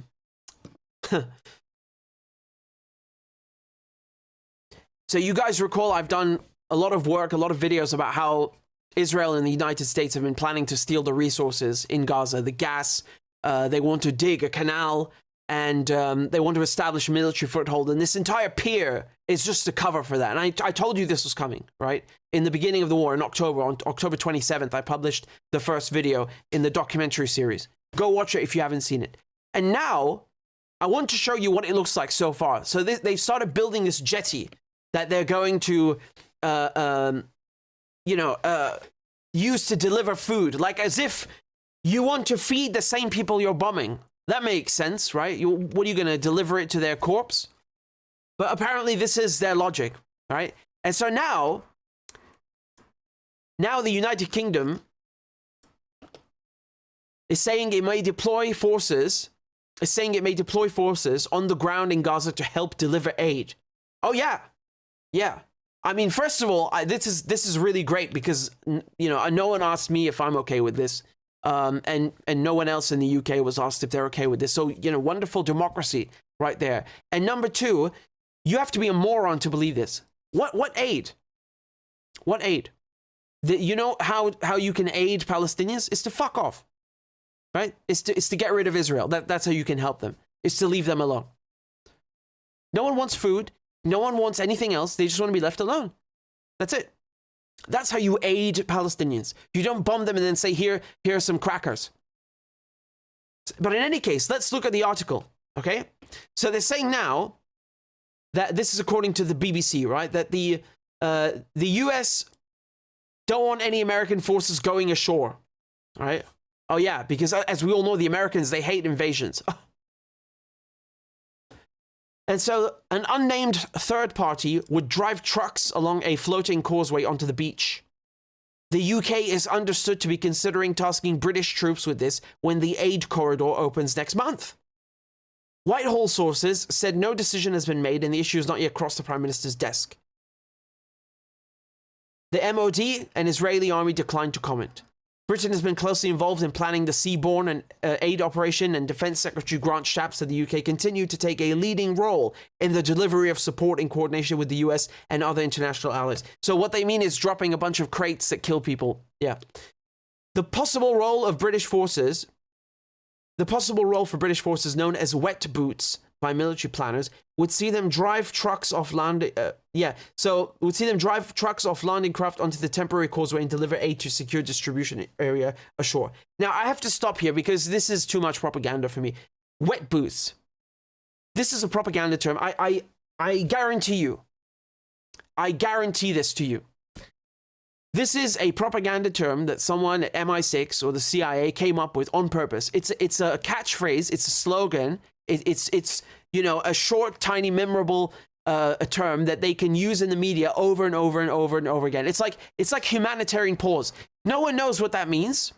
It doesn't mean ceasefire, so it means nothing. And this is the same thing. Wet boots. Like, what, they're going to send divers? What does this mean? They're levitating in the water and off the ground at the same time. This is to give people the impression that, you know, they're not going there. Oh yeah, they're just getting wet a little bit. You know, to throw crumbs at the concentration camp, but they're not going there. Don't worry. Well, I'm sorry to inform the defense minister, but you can't do that. All right, you can't do that. And by sending British troops to Gaza, they will become legitimate targets. It's not because I want that. I'm just telling you how things work in the world. I'm a political analyst. When you send a military force to someone else's country without their consent, you will get shot at. Very basic. Very simple to understand. You will get shot at. And by the way, the PFLP have put out a statement saying that very same thing. Okay? So this is a Popular Front for the Liberation of Palestine. They said that British troops will be treated as occupation forces and will be legitimate targets for the resistance. The justification of troop deployment to assist aid deliveries via the new sea corridor is a lie that does not deceive anyone. Whoever wants to provide relief to the Palestinian people must press to stop the aggression, break the siege, and bring in relief aid through the official crossings in the Gaza Strip and under Palestinian management and supervision.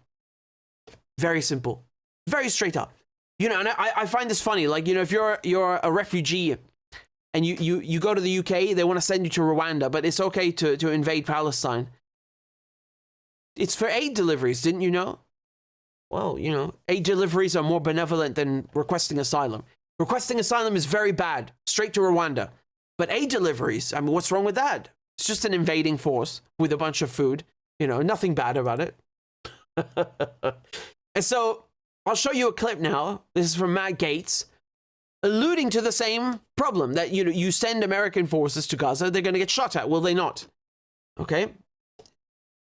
This is a courtesy of Glenn's tweet over here. Locken just said there'll be about 1,000 U.S. service members operating a pier system off of Gaza. How many of them will have guns, Mr. Secretary? Well, typically all of the deployed service members carry guns, and they have the ability to protect themselves if challenged. So if someone from land in Gaza shoots at our service members who are on the $320 million pier that we're building, you're telling me our service members can shoot back? They have the right to return fire to protect themselves. Now, well, do we think that's like? So now I want to move to the likelihood that you think someone from land in Gaza might shoot at our service members on this pier. Do you think that that's a likely scenario? That's possible, yes. This is a very telling moment, Mr. Secretary, because you've said something that's quite possible that could happen, right? Shots from Gaza on our service members, and then the response, our armed service members shooting live fire into Gaza.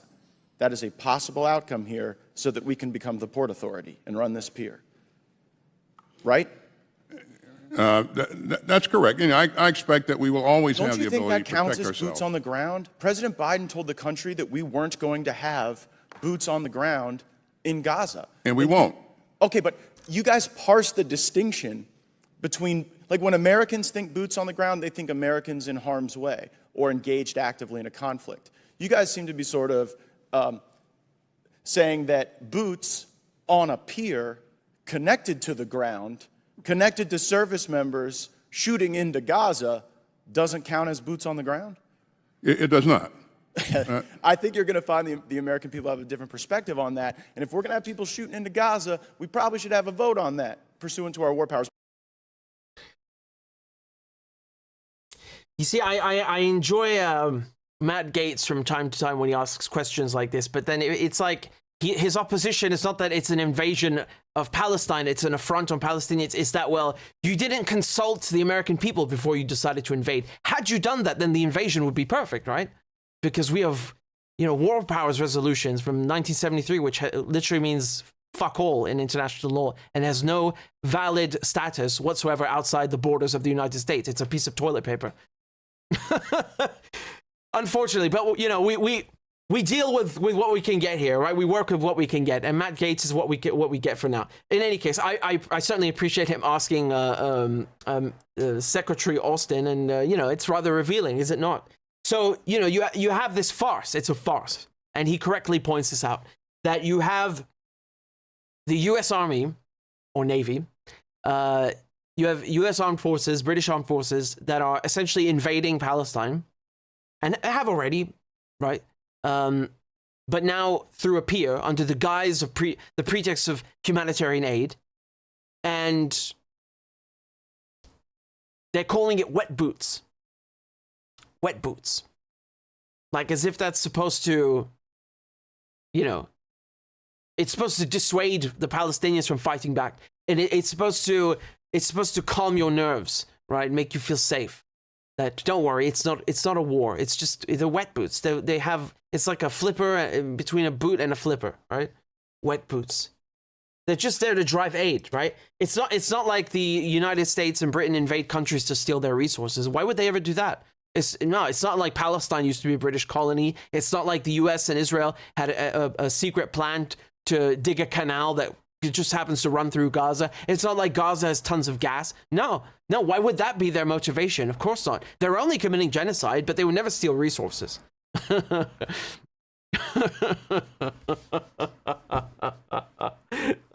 Oh, man. Oh, these people are out of their minds.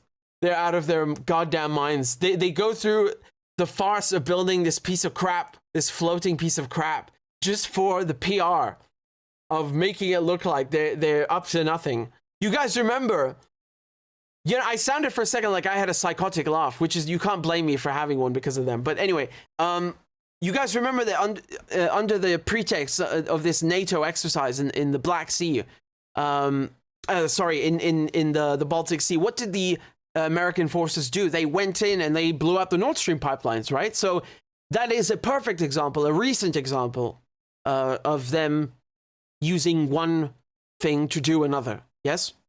And again, we didn't need that necessarily, but what guarantee does anyone have that, you know, they're not mining the place from underneath or, you know, beginning to drill for resources? I mean, you know, again, let us imagine that they're really there to deliver aid. Let's imagine for a second.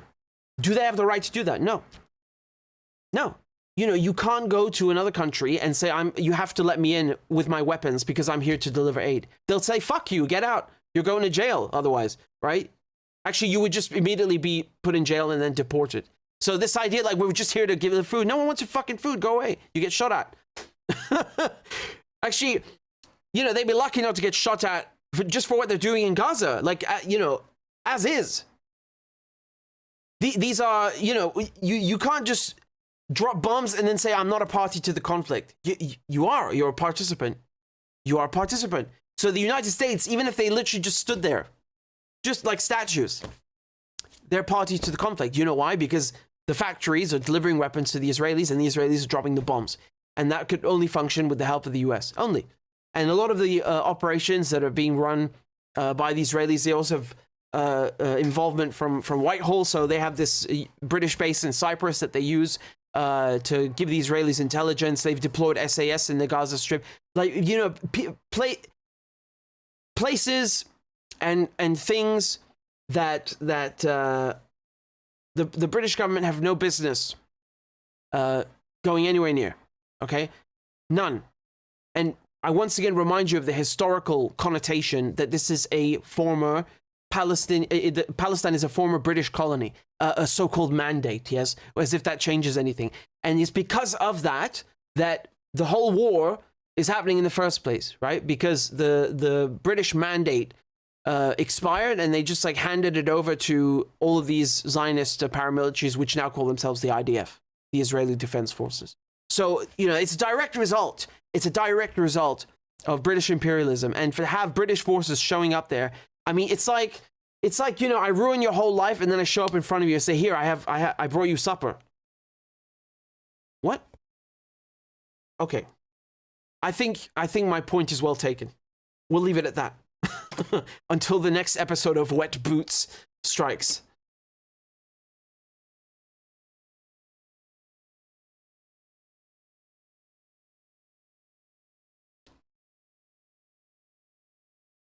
You know, 700,000 Palestinians losing their lands, their homes, being turned into refugees in 1948 because of Britain is not going to be forgotten or forgiven. Balfour Declaration is not going to be forgotten or forgiven. Okay, so the Palestinians have a bone to pick. They have an axe to grind with the UK as it is. Never mind Gaza. Never mind that genocide. Okay, and the Americans, same thing. You know, they have the Palestinians have a bone to pick with them because of what they've done over the years, supporting Israel through numerous campaigns of ethnic cleansing and occupation. And the PFLP say this right here, you know, exactly what I've told you. They say that this is a justification for the permanent presence of military forces on the ground for malicious colonial goals and to protect the security of the Zionist entity. Again, if you haven't seen the documentary series, that's the first thing you should do when we're done with the live stream. You go and watch the documentary series and you'll understand everything. This will make a lot more sense to you. Why they are so brutal in the campaign, why they're pushing all the Palestinians to the edge of the map, you know, to the edge of the border at Rafah, why they want to kill all of them or distribute them around the world like boxes or something. You will understand all of this. Here's the playlist. Okay, it's pasted below for you in the description and in the comment section.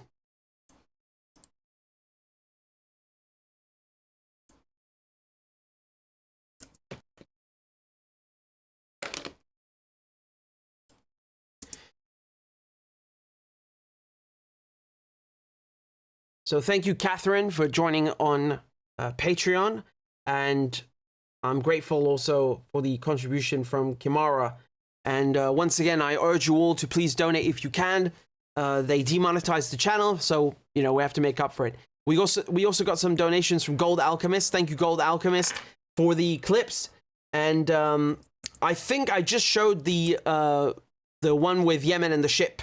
Okay, I think we just showed that. So give me a second to just check the link out, because I think, yeah, that's the one we looked at just earlier. If you missed it, I'm sorry, but don't worry, the whole thing will be up afterwards. And this clip I haven't seen from Gaza. Let's take a look at it all together, all right?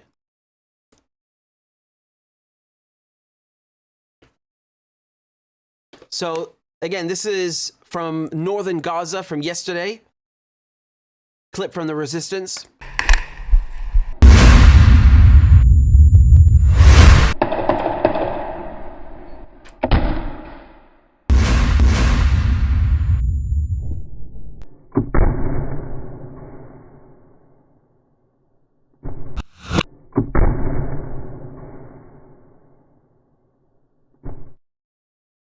You know, it's funny because they keep saying they're going to go into Rafah, and to this day the Israelis still don't have control over the Gaza Strip. They appear to have control over it, but they don't in reality.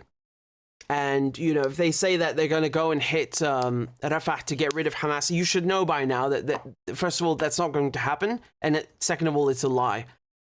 You know, this idea that Hamas are all now holed up in Rafah and just waiting, oh no, for the brave IDF to show up. It's a joke, man.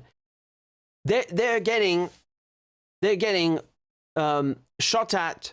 Hamas are wiping the floor with them across the entire strip, in the north, in the south. You never know when they're gonna show up, and you have to keep in mind they have lots of IEDs, lots of mines, booby traps that have been put in place.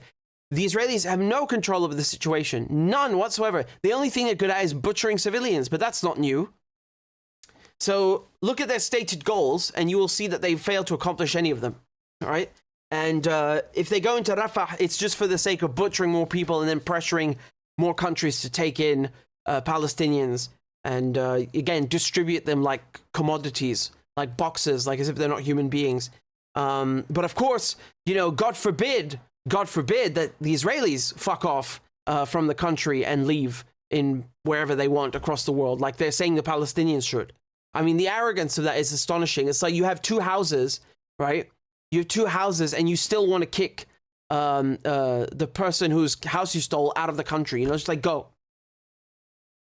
Greed, you know, just greed. Colonialism, colonial theft and greed. I'll show you a couple of, I'll give you a couple of updates here. So there's a ceasefire proposal from Blinken, and again, you know what his intentions are, okay? So this is from Al Mayadeen, and the document presented to the Palestinian resistance movement Hamas over a new ceasefire proposal in Gaza included positive points and a retreat in the Israeli position, a well-informed Palestinian source told Al Mayadeen. The source said that Hamas still needs to verify key issues, especially regarding the ceasefire and the withdrawal of Israeli occupation forces from Gaza. In addition, there are still contentious points regarding the prisoners file, which requires more time to reach an agreement, particularly regarding their numbers and categories. So that's about the Palestinian hostages, right? There are many of them who have been in prison for a long time. That's what this whole operation was about on October 7th, is to liberate them. So they haven't settled on who would be released first, right? Or in what order. And according to the source, Hamas' adherence to its previous demands forced the Israeli occupation to draw back on matters concerning the ceasefire, the withdrawal from Gaza, and return of forcibly placed Palestinians to their homes. Now, this seems like a positive development. At the same time, though, you have the Americans coming out in the media and trying to pressure the Palestinians by saying, well, you know, we have done everything we can, and the Israelis have done everything they can, and now, you know, the ball is in Hamas court. They need to accept, and you know, then everything will be nice and back to normal again. So this is just a pressure tactic. It's just a negotiating tactic. It's nothing else. It doesn't have any basis in reality. The main points, the main points of Hamas proposal is, you know, what they want is for the Israelis to leave the Gaza Strip entirely, full withdrawal, and they also want all these Palestinians that are now stuck in Rafah, so 1.7 million, to be able to go back around Gaza to their homes. And they also want, of course, the lasting ceasefire that they keep talking about. The Israelis they're not interested in a ceasefire. It's not good for them, right? They're trying to exterminate the population. So a ceasefire means that they have to stop with that campaign and leave it to, for another day, or hold off until they can then proceed. And the hostages, forget about the hostages. The Israelis don't care about the hostages. Since day one, they could have liberated them. Actually on the same day, literally on the same day, on October 7th, Hamas was telling them, you know what, you can have all the hostages back, but we want you to free our hostages that you have locked up in your jails in Israel, since months, years, decades, and they said no. And that's been the consistent position of Hamas, is that we want ceasefire, withdrawal, people returning to their homes, and our people liberated. And the Israelis, they keep playing games. They're just trying to buy time. They're just trying to massacre more people and build this pier and steal resources. So I don't have any hopes over a ceasefire. Even the last one, the Israelis broke it, and they even shot at people that were going back to their homes in the north. Yeah, it's a real disaster. So you can't trust them. And I don't have any hope. The Israelis, they don't care for diplomacy. They're only interested in violence. There could be a peace like they claim they want. There could be all these nice things, but they don't want that. The whole reason that Hamas have become very popular is because Palestinians tried diplomacy, and the Israelis, they spit on that. They just reject the whole process. We'll sign an agreement, we'll make a deal, but then actually we'll just violate the deal. It's very American in some respects, right? Very American to make agreements, with native populations and then violate them. But the crux of this for the United States is that we do not believe that the ICC has jurisdiction on this. That being said, we work closely with the ICC in a number of key areas. We think that they do important work as it relates to Ukraine, Darfur, Sudan. But again, on this particular instance, they just do not have jurisdiction. But the crux of this for the United States is... So now they're panicking about the ICC, and I think this is another act. They're afraid that Netanyahu is going to get indicted, or they'll put out a warrant for his arrest. I don't believe this. I don't hold out any hope. And even if they did, you have to remember that there's the Hague Invasion Act. Okay, so I'll tell you I'll tell you more in just a second, but listen to Netanyahu's reaction, okay? And this relates to Rafah because they're trying to make it look like Biden is pressuring Netanyahu, and the ICC is warning there could be an arrest warrant, and the Biden administration, they want to just deliver aid to the pier, and they just want a viable plan of action for Rafah. This is a smokescreen. It's a smokescreen to pressure the resistance into accepting a bad deal, and to make the world think that there's some kind of path to peace that's being worked on by the courts and by the Americans. It's all lies. You have to hear this to believe this. The International Criminal Court in The Hague is contemplating issuing arrest warrants against senior Israeli government and military officials as war criminals. Really? This would be an outrage of historic proportions. International bodies like the ICC arose in the wake of... Here we go. I'm the victim. Let me bring up the Holocaust. Let me bring out the anti-Semitism card. Yada, yada, yada. The Holocaust committed against the Jewish people. They were set up to prevent such horrors, to prevent future genocides. Yet now, the International Court is trying to put Israel in the dock. Really? Then why aren't you a member? Why didn't you sign the Rome Statute if you love the ICC so much, if you think it serves such a powerful purpose? Why? Why not? It's trying to put us in the dock as we defend ourselves against genocidal terrorists and regimes, Iran of course, that openly works to destroy the one and only Jewish state. Branding Israel's leaders and soldiers as war criminals will pour jet fuel on the fires of anti-Semitism, those fires that are already raging on the campuses of America. Oh, jet fuel. Not fuel, but jet fuel. Were you dreaming of more deliveries, Bibi? America and across capitals around the world.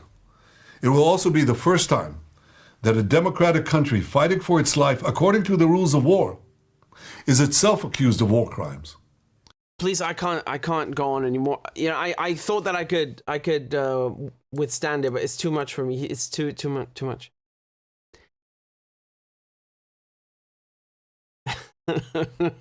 you have to hand it to him. He's quite funny sometimes. So Mr. Blinken again urging Hamas to accept a crappy deal as usual. That's the only purpose he serves, right? And I think that it's very important to say that we have several conflicts of interest here regarding both Blinken and the ICC. By the way, you know, Blinken himself is a Zionist Jew, so there's a conflict of interest. Obviously, through his behavior as well, he's full support.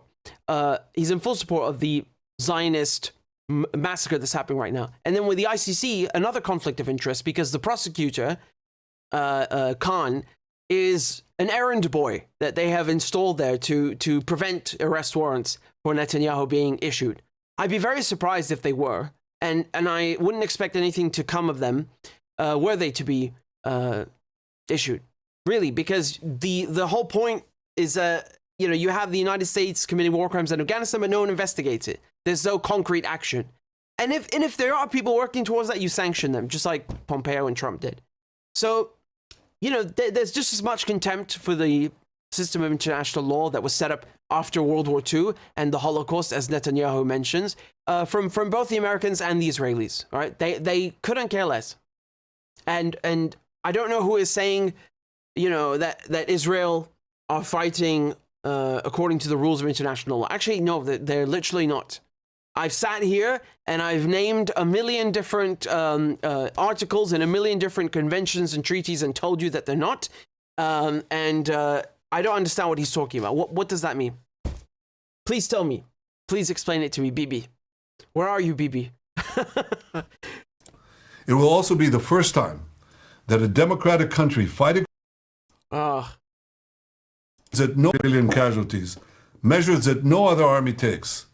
It does so while fighting a terrorist enemy which uses its own civilians as human shields.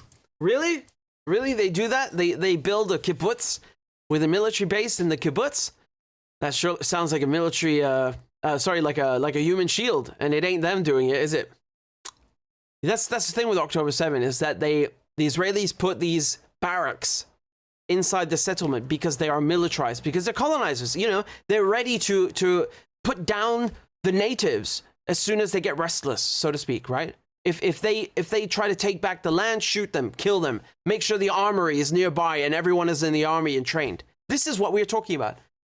Okay? So please like throw this entire concept of it's an army out of your minds, because it's not anchored in reality. The Israelis are a bunch of colonizers, they're settlers who have arrived in a foreign land, and they have militarized everyone. Everyone is in the army. The armories, the barracks are all in the settlements, so they can shoot and kill the natives at a moment's notice, whenever necessary. That is what's going on. Okay? Nothing more, nothing less. And the whole invasion of Rafah is only going to be stopped by the resistance. You know, I don't count. I'm not counting on the UN. I'm not counting on the ICC to do anything. Definitely not counting on Blinken. These are smokescreens. Please understand this, because there's a lot of talk about this. Like, oh, there could be a peace deal any second. Well, what? Yeah, taking your sweet time. Why don't we have one in August or October? I don't know. Maybe in December. How is Christmas okay for you? You know, we can take another 60,000 dead. Why not?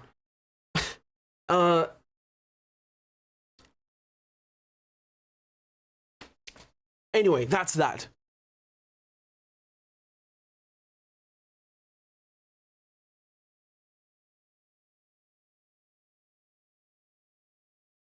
This is from the White House.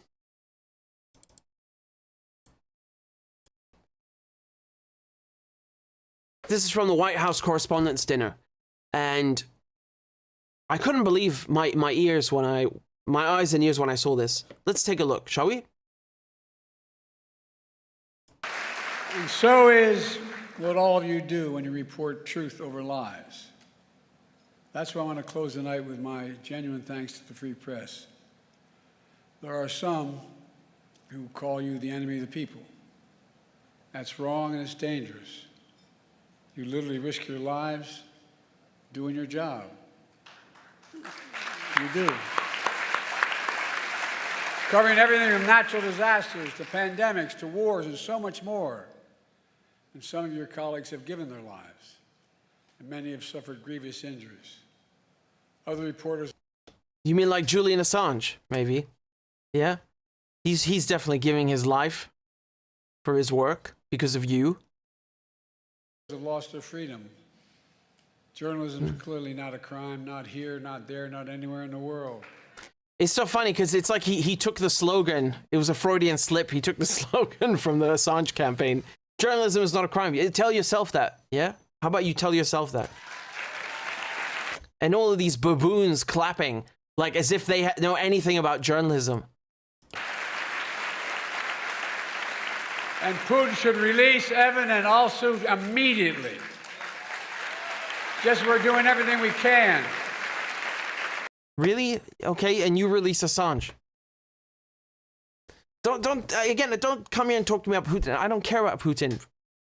I don't care about him. I just know that in London, they're holding Julian Assange because of you. Right? He's being held on remand in a Category A prison. So you can go to hell. Don't come here. Don't insult people's intelligence with this press freedom nonsense. And it's all of them, by the way. Look at this.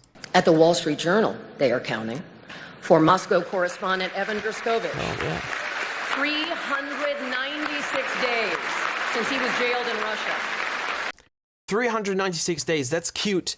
How many days has Assange been in prison? I don't know. I've stopped counting. So 5 years in Belmarsh, and now before that, about 7 years in the embassy.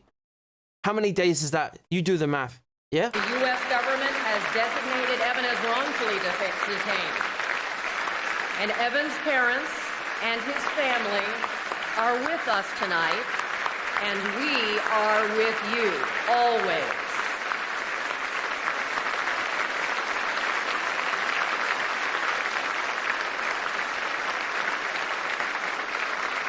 We remember Austin Tice, 4,276.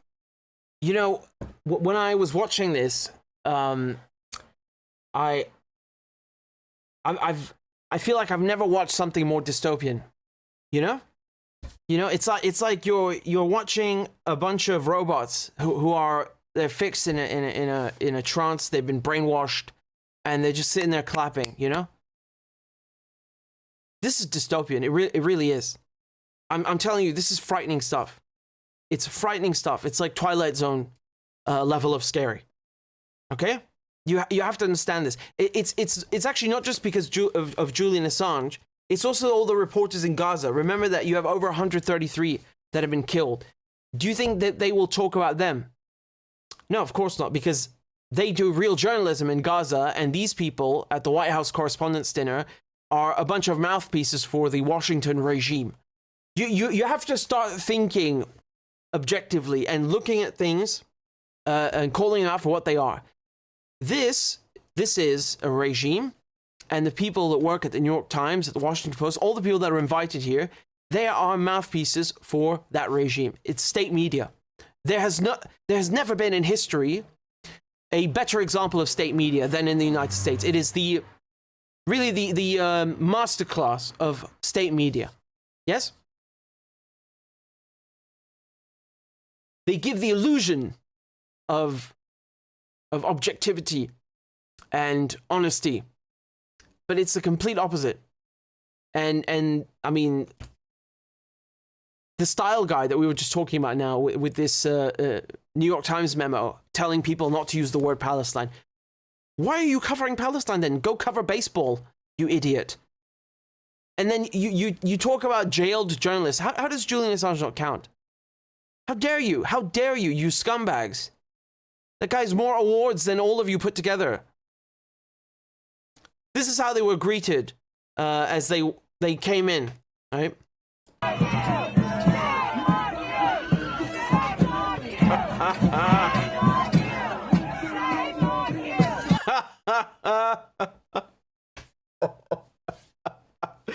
I mean, look, man. Look, it's not nice.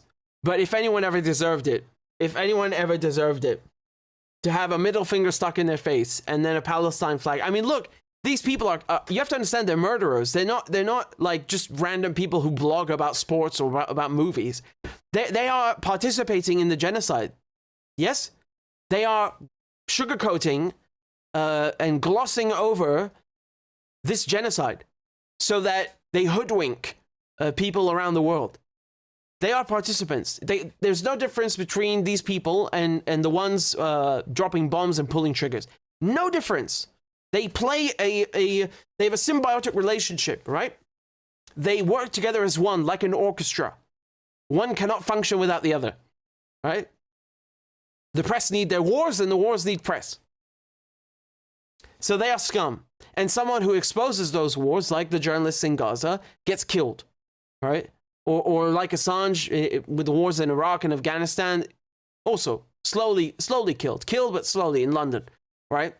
175 years in prison. That's what you're looking at. So yeah, these people are scum. They are scumbags. If honestly, if you get an invitation to the White House Correspondents' Dinner, you've done something very bad in your career in so-called journalism. You probably should go work in something else.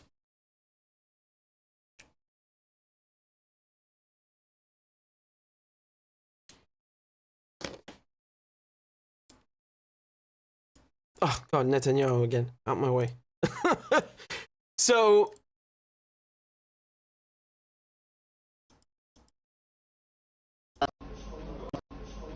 I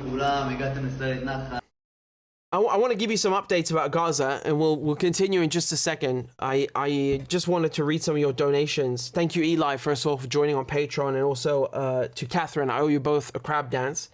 And we also have a donation here from Omar. Thank you. And we had some on Rumble. You'll forgive me, I was working and didn't think so to read them. So Raj says the press are equivalent Goebbels propaganda machine. Yes?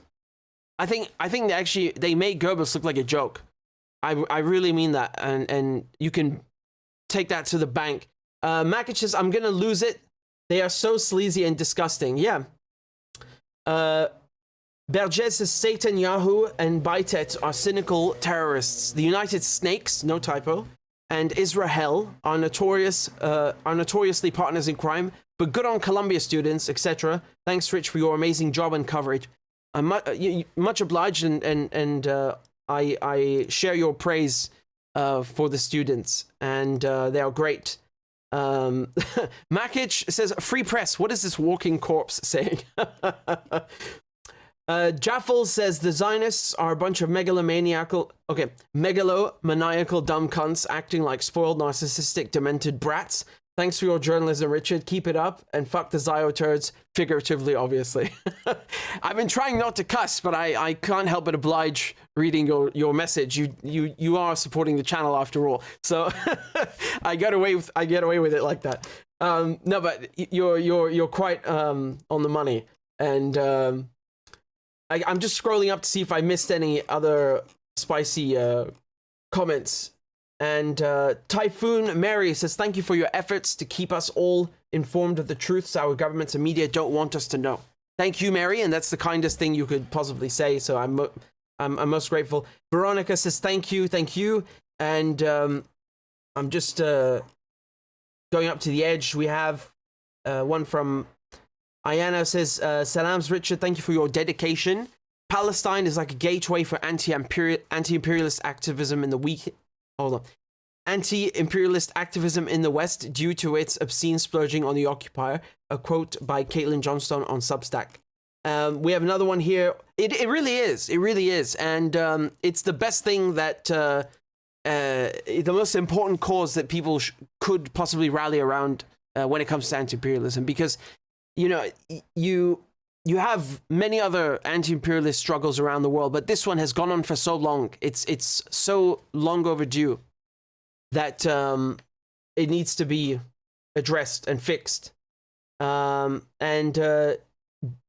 Damien says, "Are you aware of a legit fund for student legal defense?" Thank you, Richard, for all you do. We love you, bro. I didn't think of that, and I haven't seen one actually, but I need to go find one and send it to you guys. Give me a second to write that down, so I haven't.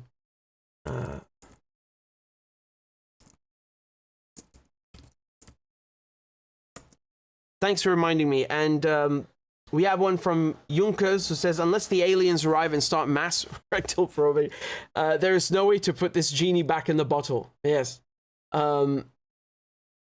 Goo says, "I remember the girl said, 'I'm not afraid.'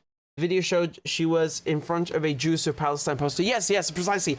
That is the person I was talking about. And she had Israeli and Jew written on the shirt, and she was in the crowd trying to make it look like she's persecuted, and no one did anything. And there, as you said, there's a Jews for Palestine poster in the background. That was really funny. Hold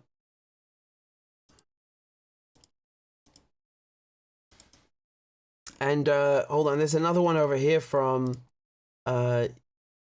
Gucci, who says, "I live near Northwestern University in Chicago. They had sniper teams deployed on the rooftops. It was a sick attempt at intimidation. Keep reporting the truth, my friend. Much love."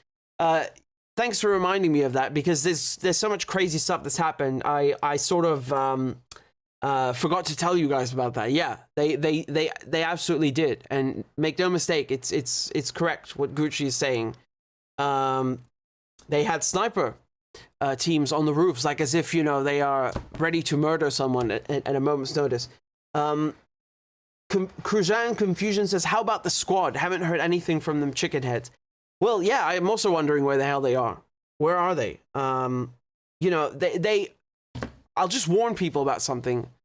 Don't allow them anywhere near a student movement, because they will just do what they do, which is to co-opt it and then crush it and make sure it doesn't go anywhere. Right now, these encampments are actually achieving something, and could be the start of something much larger, which runs counter to all the interests of the Democratic Party and their squad, who are a bunch of scam artists. Thank you very much, Ehsan, for the donation, and we have another contribution as well from Alberto. It says, "Please continue your good job, amigo. Love the Papi Chulamin name. We are short of honest resources like you. I respect your passion and consistency, like our mutual friend Lee Camp says. Keep fighting." Absolutely, and thank you for the kind comment.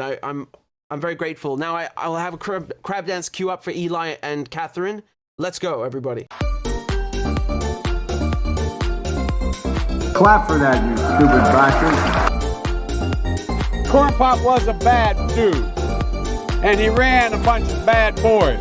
Listen, fuckhead, you have fucking crossed the line, claiming I'm the enemy. You got that, you goddamn son of a bitch? I don't give a fuck what you think, bitch. Good morning.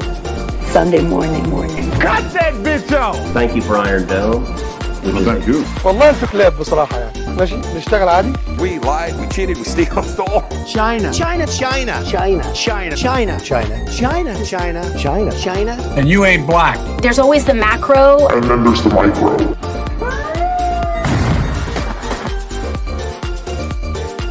Do not come. Do not come. I'm gonna come. You talking to me? Ladies and gentlemen, I'll have 2 number 9s. A number 9 large. we got him. Because I have to do it myself. I know it's not. I've fallen and I can't get up.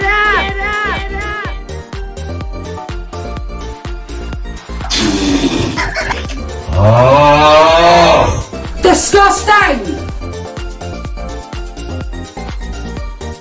She was 12, I was 30, but anyway. We'll do it live! Fuck it! Do it live! I'll write it and we'll do it live! Why attack Sanders? Wait, you're getting nervous, man. Calm down. It's okay. Okay. Suck my dick and choke on it! I yield my time! Fuck you!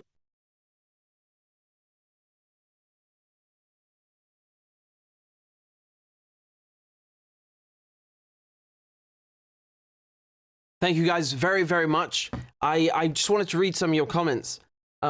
One of you said, imagine if Yemen and Somalia start working together on the Bab el-Mandeb Strait. Exactly. Again, I must point you guys to the documentary series that I made, because this is exactly what I talked about in there. So why do you think that the Americans have always been in Somalia? Why do you think? So again, this is part 2, okay? I'll show you on the screen. That's part 1 and part 2. It's a 4-part series, and the link is in the chat. So please make sure, if you haven't seen it, make sure you watch it afterwards. You will instantly want to share it with everyone, because it will open your eyes, I promise you. And let's take a look at the map, you know. Okay, so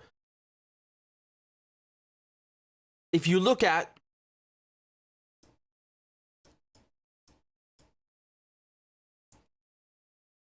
sorry, it keeps flickering. If you look at the map, let's zoom in here. This is in the Red Sea. Let's go down, and you can see here Djibouti, right opposite Yemen. You've got Eritrea, you've got Somalia, and the Horn of Africa, right? Now, the Horn of Africa is very strategic, obviously, for I mean, look at its placement, right? It's the same thing as Yemen. It's got access to all the same areas. And so that's why they've been trying to occupy it. They have military bases in Eritrea, but to be fair, everyone does. It's not just the Americans. And of course, in Djibouti, and then in Somalia, right? So all of this has American forces in it. Most African countries have American troops there, or American military attaches. So there's some form of American military presence. I think 50 out of 54, but that's changing now because of Niger and Burkina Faso and Mali and Chad. So it's changing in that regard. But yeah, this is absolutely why they want to control this region, right? And Yemen is not playing ball. So there you go. You know, they try to muscle it. Let me show you now something that is quite sickening from Gaza. Okay. So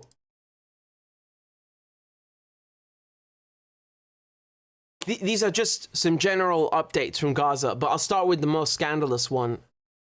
There's a children's so there's a hospital in Gaza that treats cancer patients, and the Israelis bombed it, and now they turned it into a military base, right?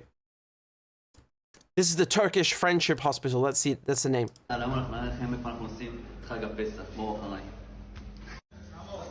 אנחנו כאן, בתוך עזה, בבית החולים הטורקי, הולכים לקיים את הסדר הגדול ביותר שנצפה אי פעם בעזה. אנחנו עכשיו בעיצומם של ההכנות. עוד כמה דקות ייכנס החג.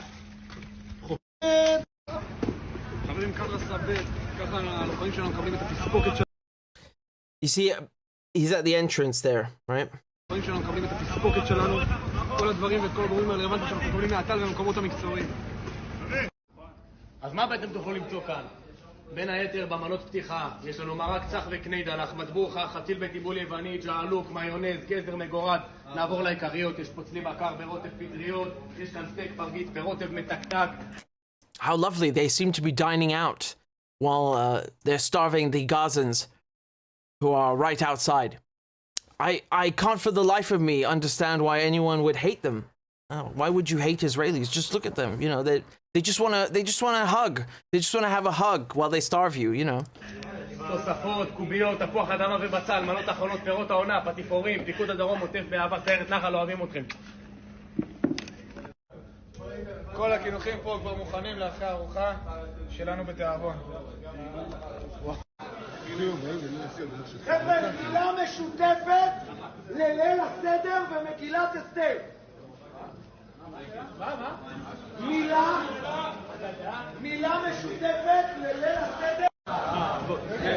You get the idea. You get the idea. Meanwhile, this is on the receiving end.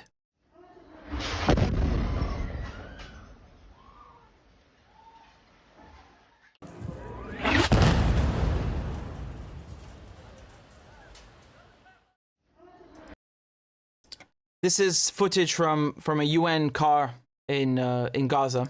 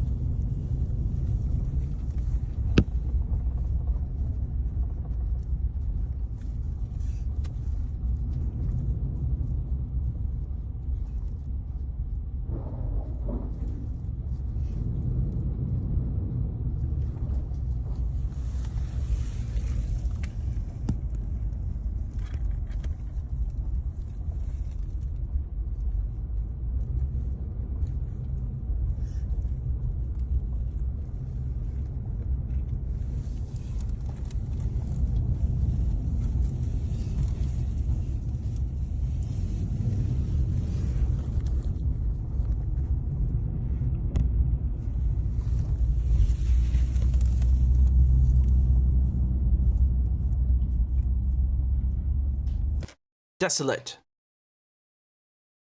Desolate.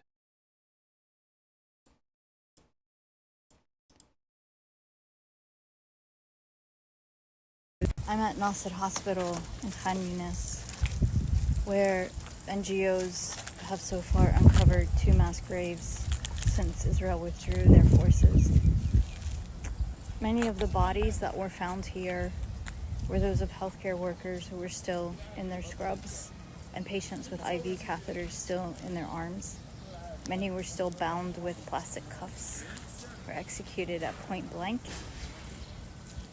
distance or buried alive. Really thank God for you guys.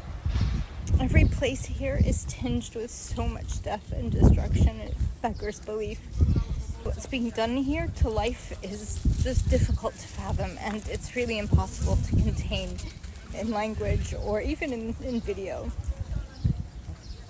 This is a Holocaust. It's an extermination of an indigenous people. I'm gonna let you just have a look at the views here.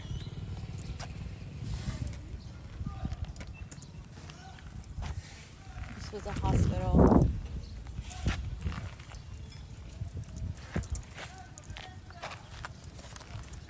Khan Yunis is completely destroyed, by the way. The city, their tents have been turned into ovens. The heat is unbearable, truly.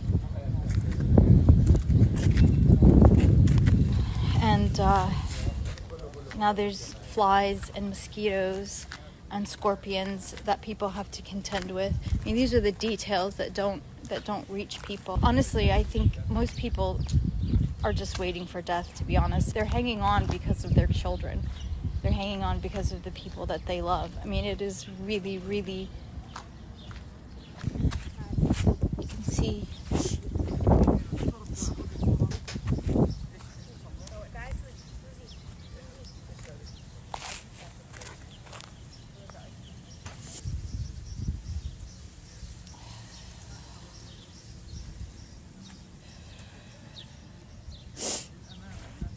These are the zip ties that were found on bodies.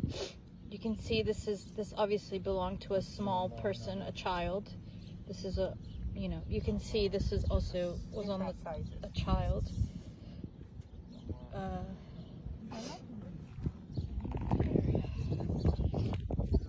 And even though all the bodies have been removed, at least the ones that they found, but there's still a really horrible smell.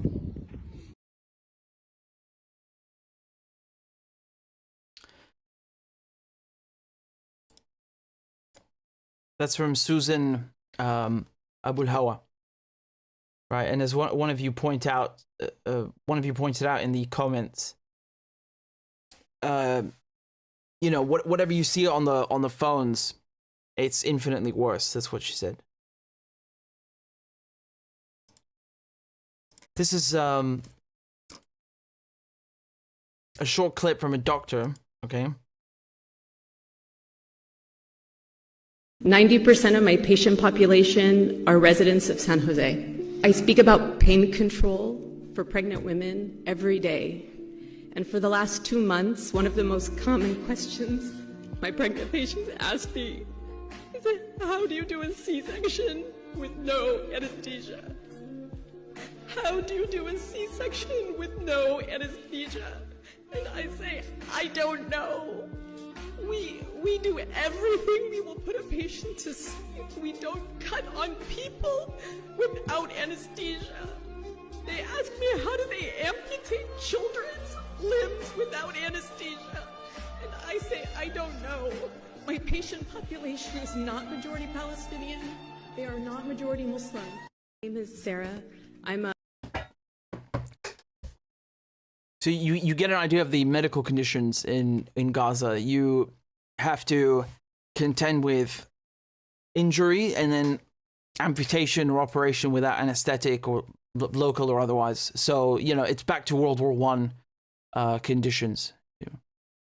So they'll hack your limbs off or drill into you, and you gotta be awake the whole time. So I'm pretty sure that some people probably die during operations because of that, or because of, you know, the fact there's no medicine to treat infections in the case that infections arise after operations, and also there's no water, so, you know, and no food. So if you're fighting a fever and you have an infection, you're probably at risk of dying as well. It's very it's very severe, very bad. And you can see they've already started bombing Rafah. Again, you know, to me, this is a moot point when they talk about invading Rafah. They're already slaughtering people there, you know?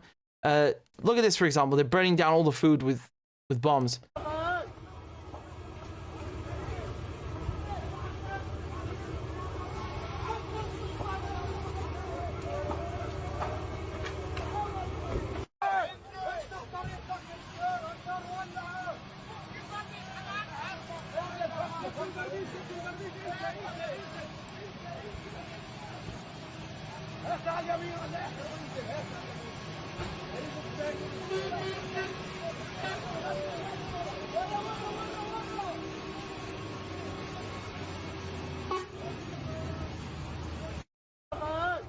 Right, and now the problem is, how do you fight a fire during a genocide, and you've got no you've got no emergency services. There's a complete breakdown of public order. Forget about it, you know, forget about it.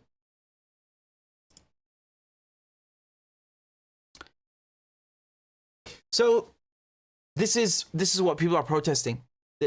All these things that I just showed you, that's what people are protesting on university campuses. They don't want this, right? Very simple to understand. Very, very simple. Nothing complicated about it. You know, only Zionists want to complicate things and make you think like, oh, it's nuanced. No, there's really nothing nuanced about it. No, none whatsoever. Whatsoever. And I want you to remember these images when the Israelis whine, you know, whenever they whine in the future, because when decolonization happens, you can't pretend like, you know, you're some kind of victim. No one forced you to go to Palestine. No one forced you to steal these homes. No one forced you to keep the people out of their homes. No one forced you to do this. No one. This is it's criminal behavior on another scale. You know, I don't think that the current human civilization as it is now is even able to judge criminals like this, because when you have tribunals like after World War II in Nuremberg, and then the whole concept of crimes against humanity is just like repeated again with no consequences. Yeah, it shows you that either the system is flawed or the people that maintain the system are really just bad faith actors. And I want to point your attention to the fact that Gaza is one episode of the genocide. You know, it's the whole region. The whole region has been attacked, starved, sanctioned, bombed, sabotaged by Israel, by Britain, and by the United States for decades, if not centuries, if you want to count the French and the British as well, which you should, because they are also European powers, and the behavior was the same. So, you know, we have to look at this as a continuous campaign of genocide and ethnic cleansing in order to control the resources and the geostrategic position of the Middle East. You know, Gaza is not one single event, a fluke. It's one episode in a much larger genocide. Okay. These things that I've shown you on screen, like here, these fires, the food stores being burnt down, the lack of anesthetics or lack of anesthesia. I mean, have these things not been, or the mass graves, you know, or the Israelis appropriating a building that they bombed and turning it something else. Have they not done these things in Lebanon and Syria before? Yes, they have. Not on this scale, but the same principle, you know, and they've done this across the Middle East. And so that's what I'm talking about when I say that this is one episode in a much larger genocide against Arabs that's been carried out by European powers.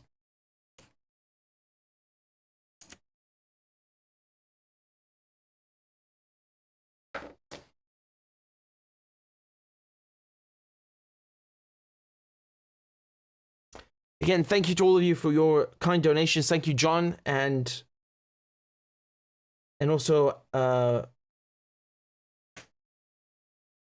Alina says, great work, keep up the fantastic reporting. Thank you, Alina, you're very kind. And we've also got some on Rumble that I wanted to read to you. Stargazer on Rockfen, thank you, Stargazer, says the greatest weapon we have is filming these demons and showing the world for who they are. And then Zionist Karen. I'm assuming you mean the one with the dogs. Yes. Yes. Right on both counts. And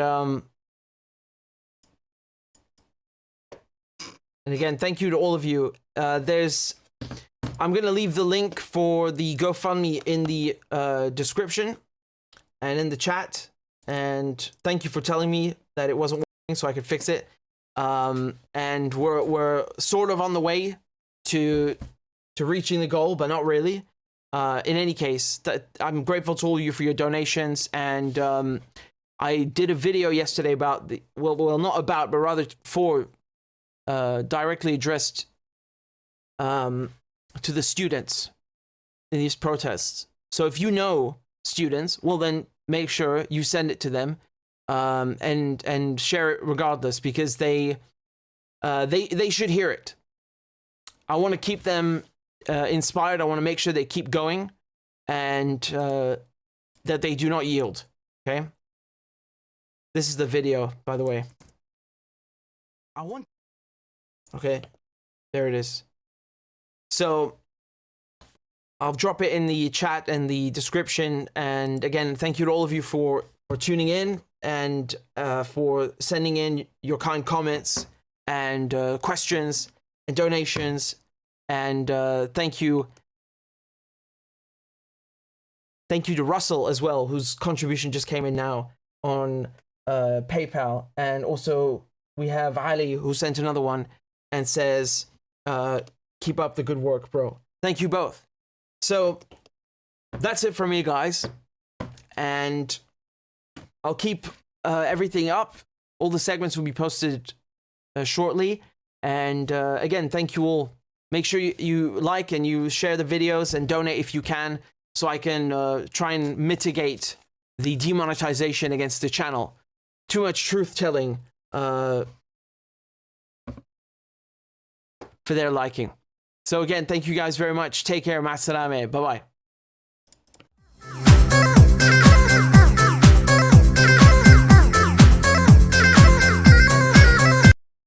A is for all men and women created by go. You know the thing.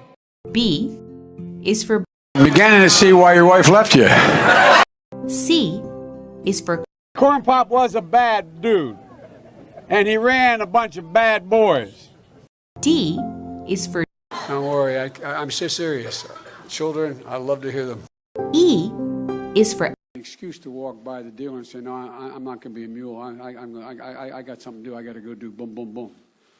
F is for Time friend, and she's a friend. She's been my friend in and out of public life. G is for Go to Joe 30330. H is for Hairy legs that turn blonde in the sun. And the kids used to come up and reach in the pool and rub my leg down. I is for I'm a Democratic candidate for the United States Senate. J is for Just look at the record. I have President Biden, Vice President Biden. Well, I tell you what, if you look at my record and you still doubt about my commitment, then you should vote for somebody else. K is for Kids jumping on my lap. And I've loved kids jumping on my lap. L is for The lion, dog, face, pony soldier. M is for Make sure the television, make sure you have the record player on at night. The phone, make sure the kids hear words. N is for NATO. O is for The only African American woman that ever been elected to the United States Senate. P is for Poor kids are just as bright and just as talented as white kids. R is for Rest her soul, and although she's your mom's still alive. S is for Send a text to the word united. T is for Truth over facts. U is for Union workers, the UAW took incredible cuts in their future. V is for I'll vote for somebody else. All right, thanks so much. W is for Wait, you're getting nervous, man. Calm down. It's okay. X is for Xi Jinping. Y is for And you ain't black. Z is for She's sleeping? Women in our country has been classified as essential. So this is an issue. By the way, this is my little sister Valerie, and I'm Jill's husband. Oh no, this is oh, you switched on me. This is my wife, this is my sister. They switched on me.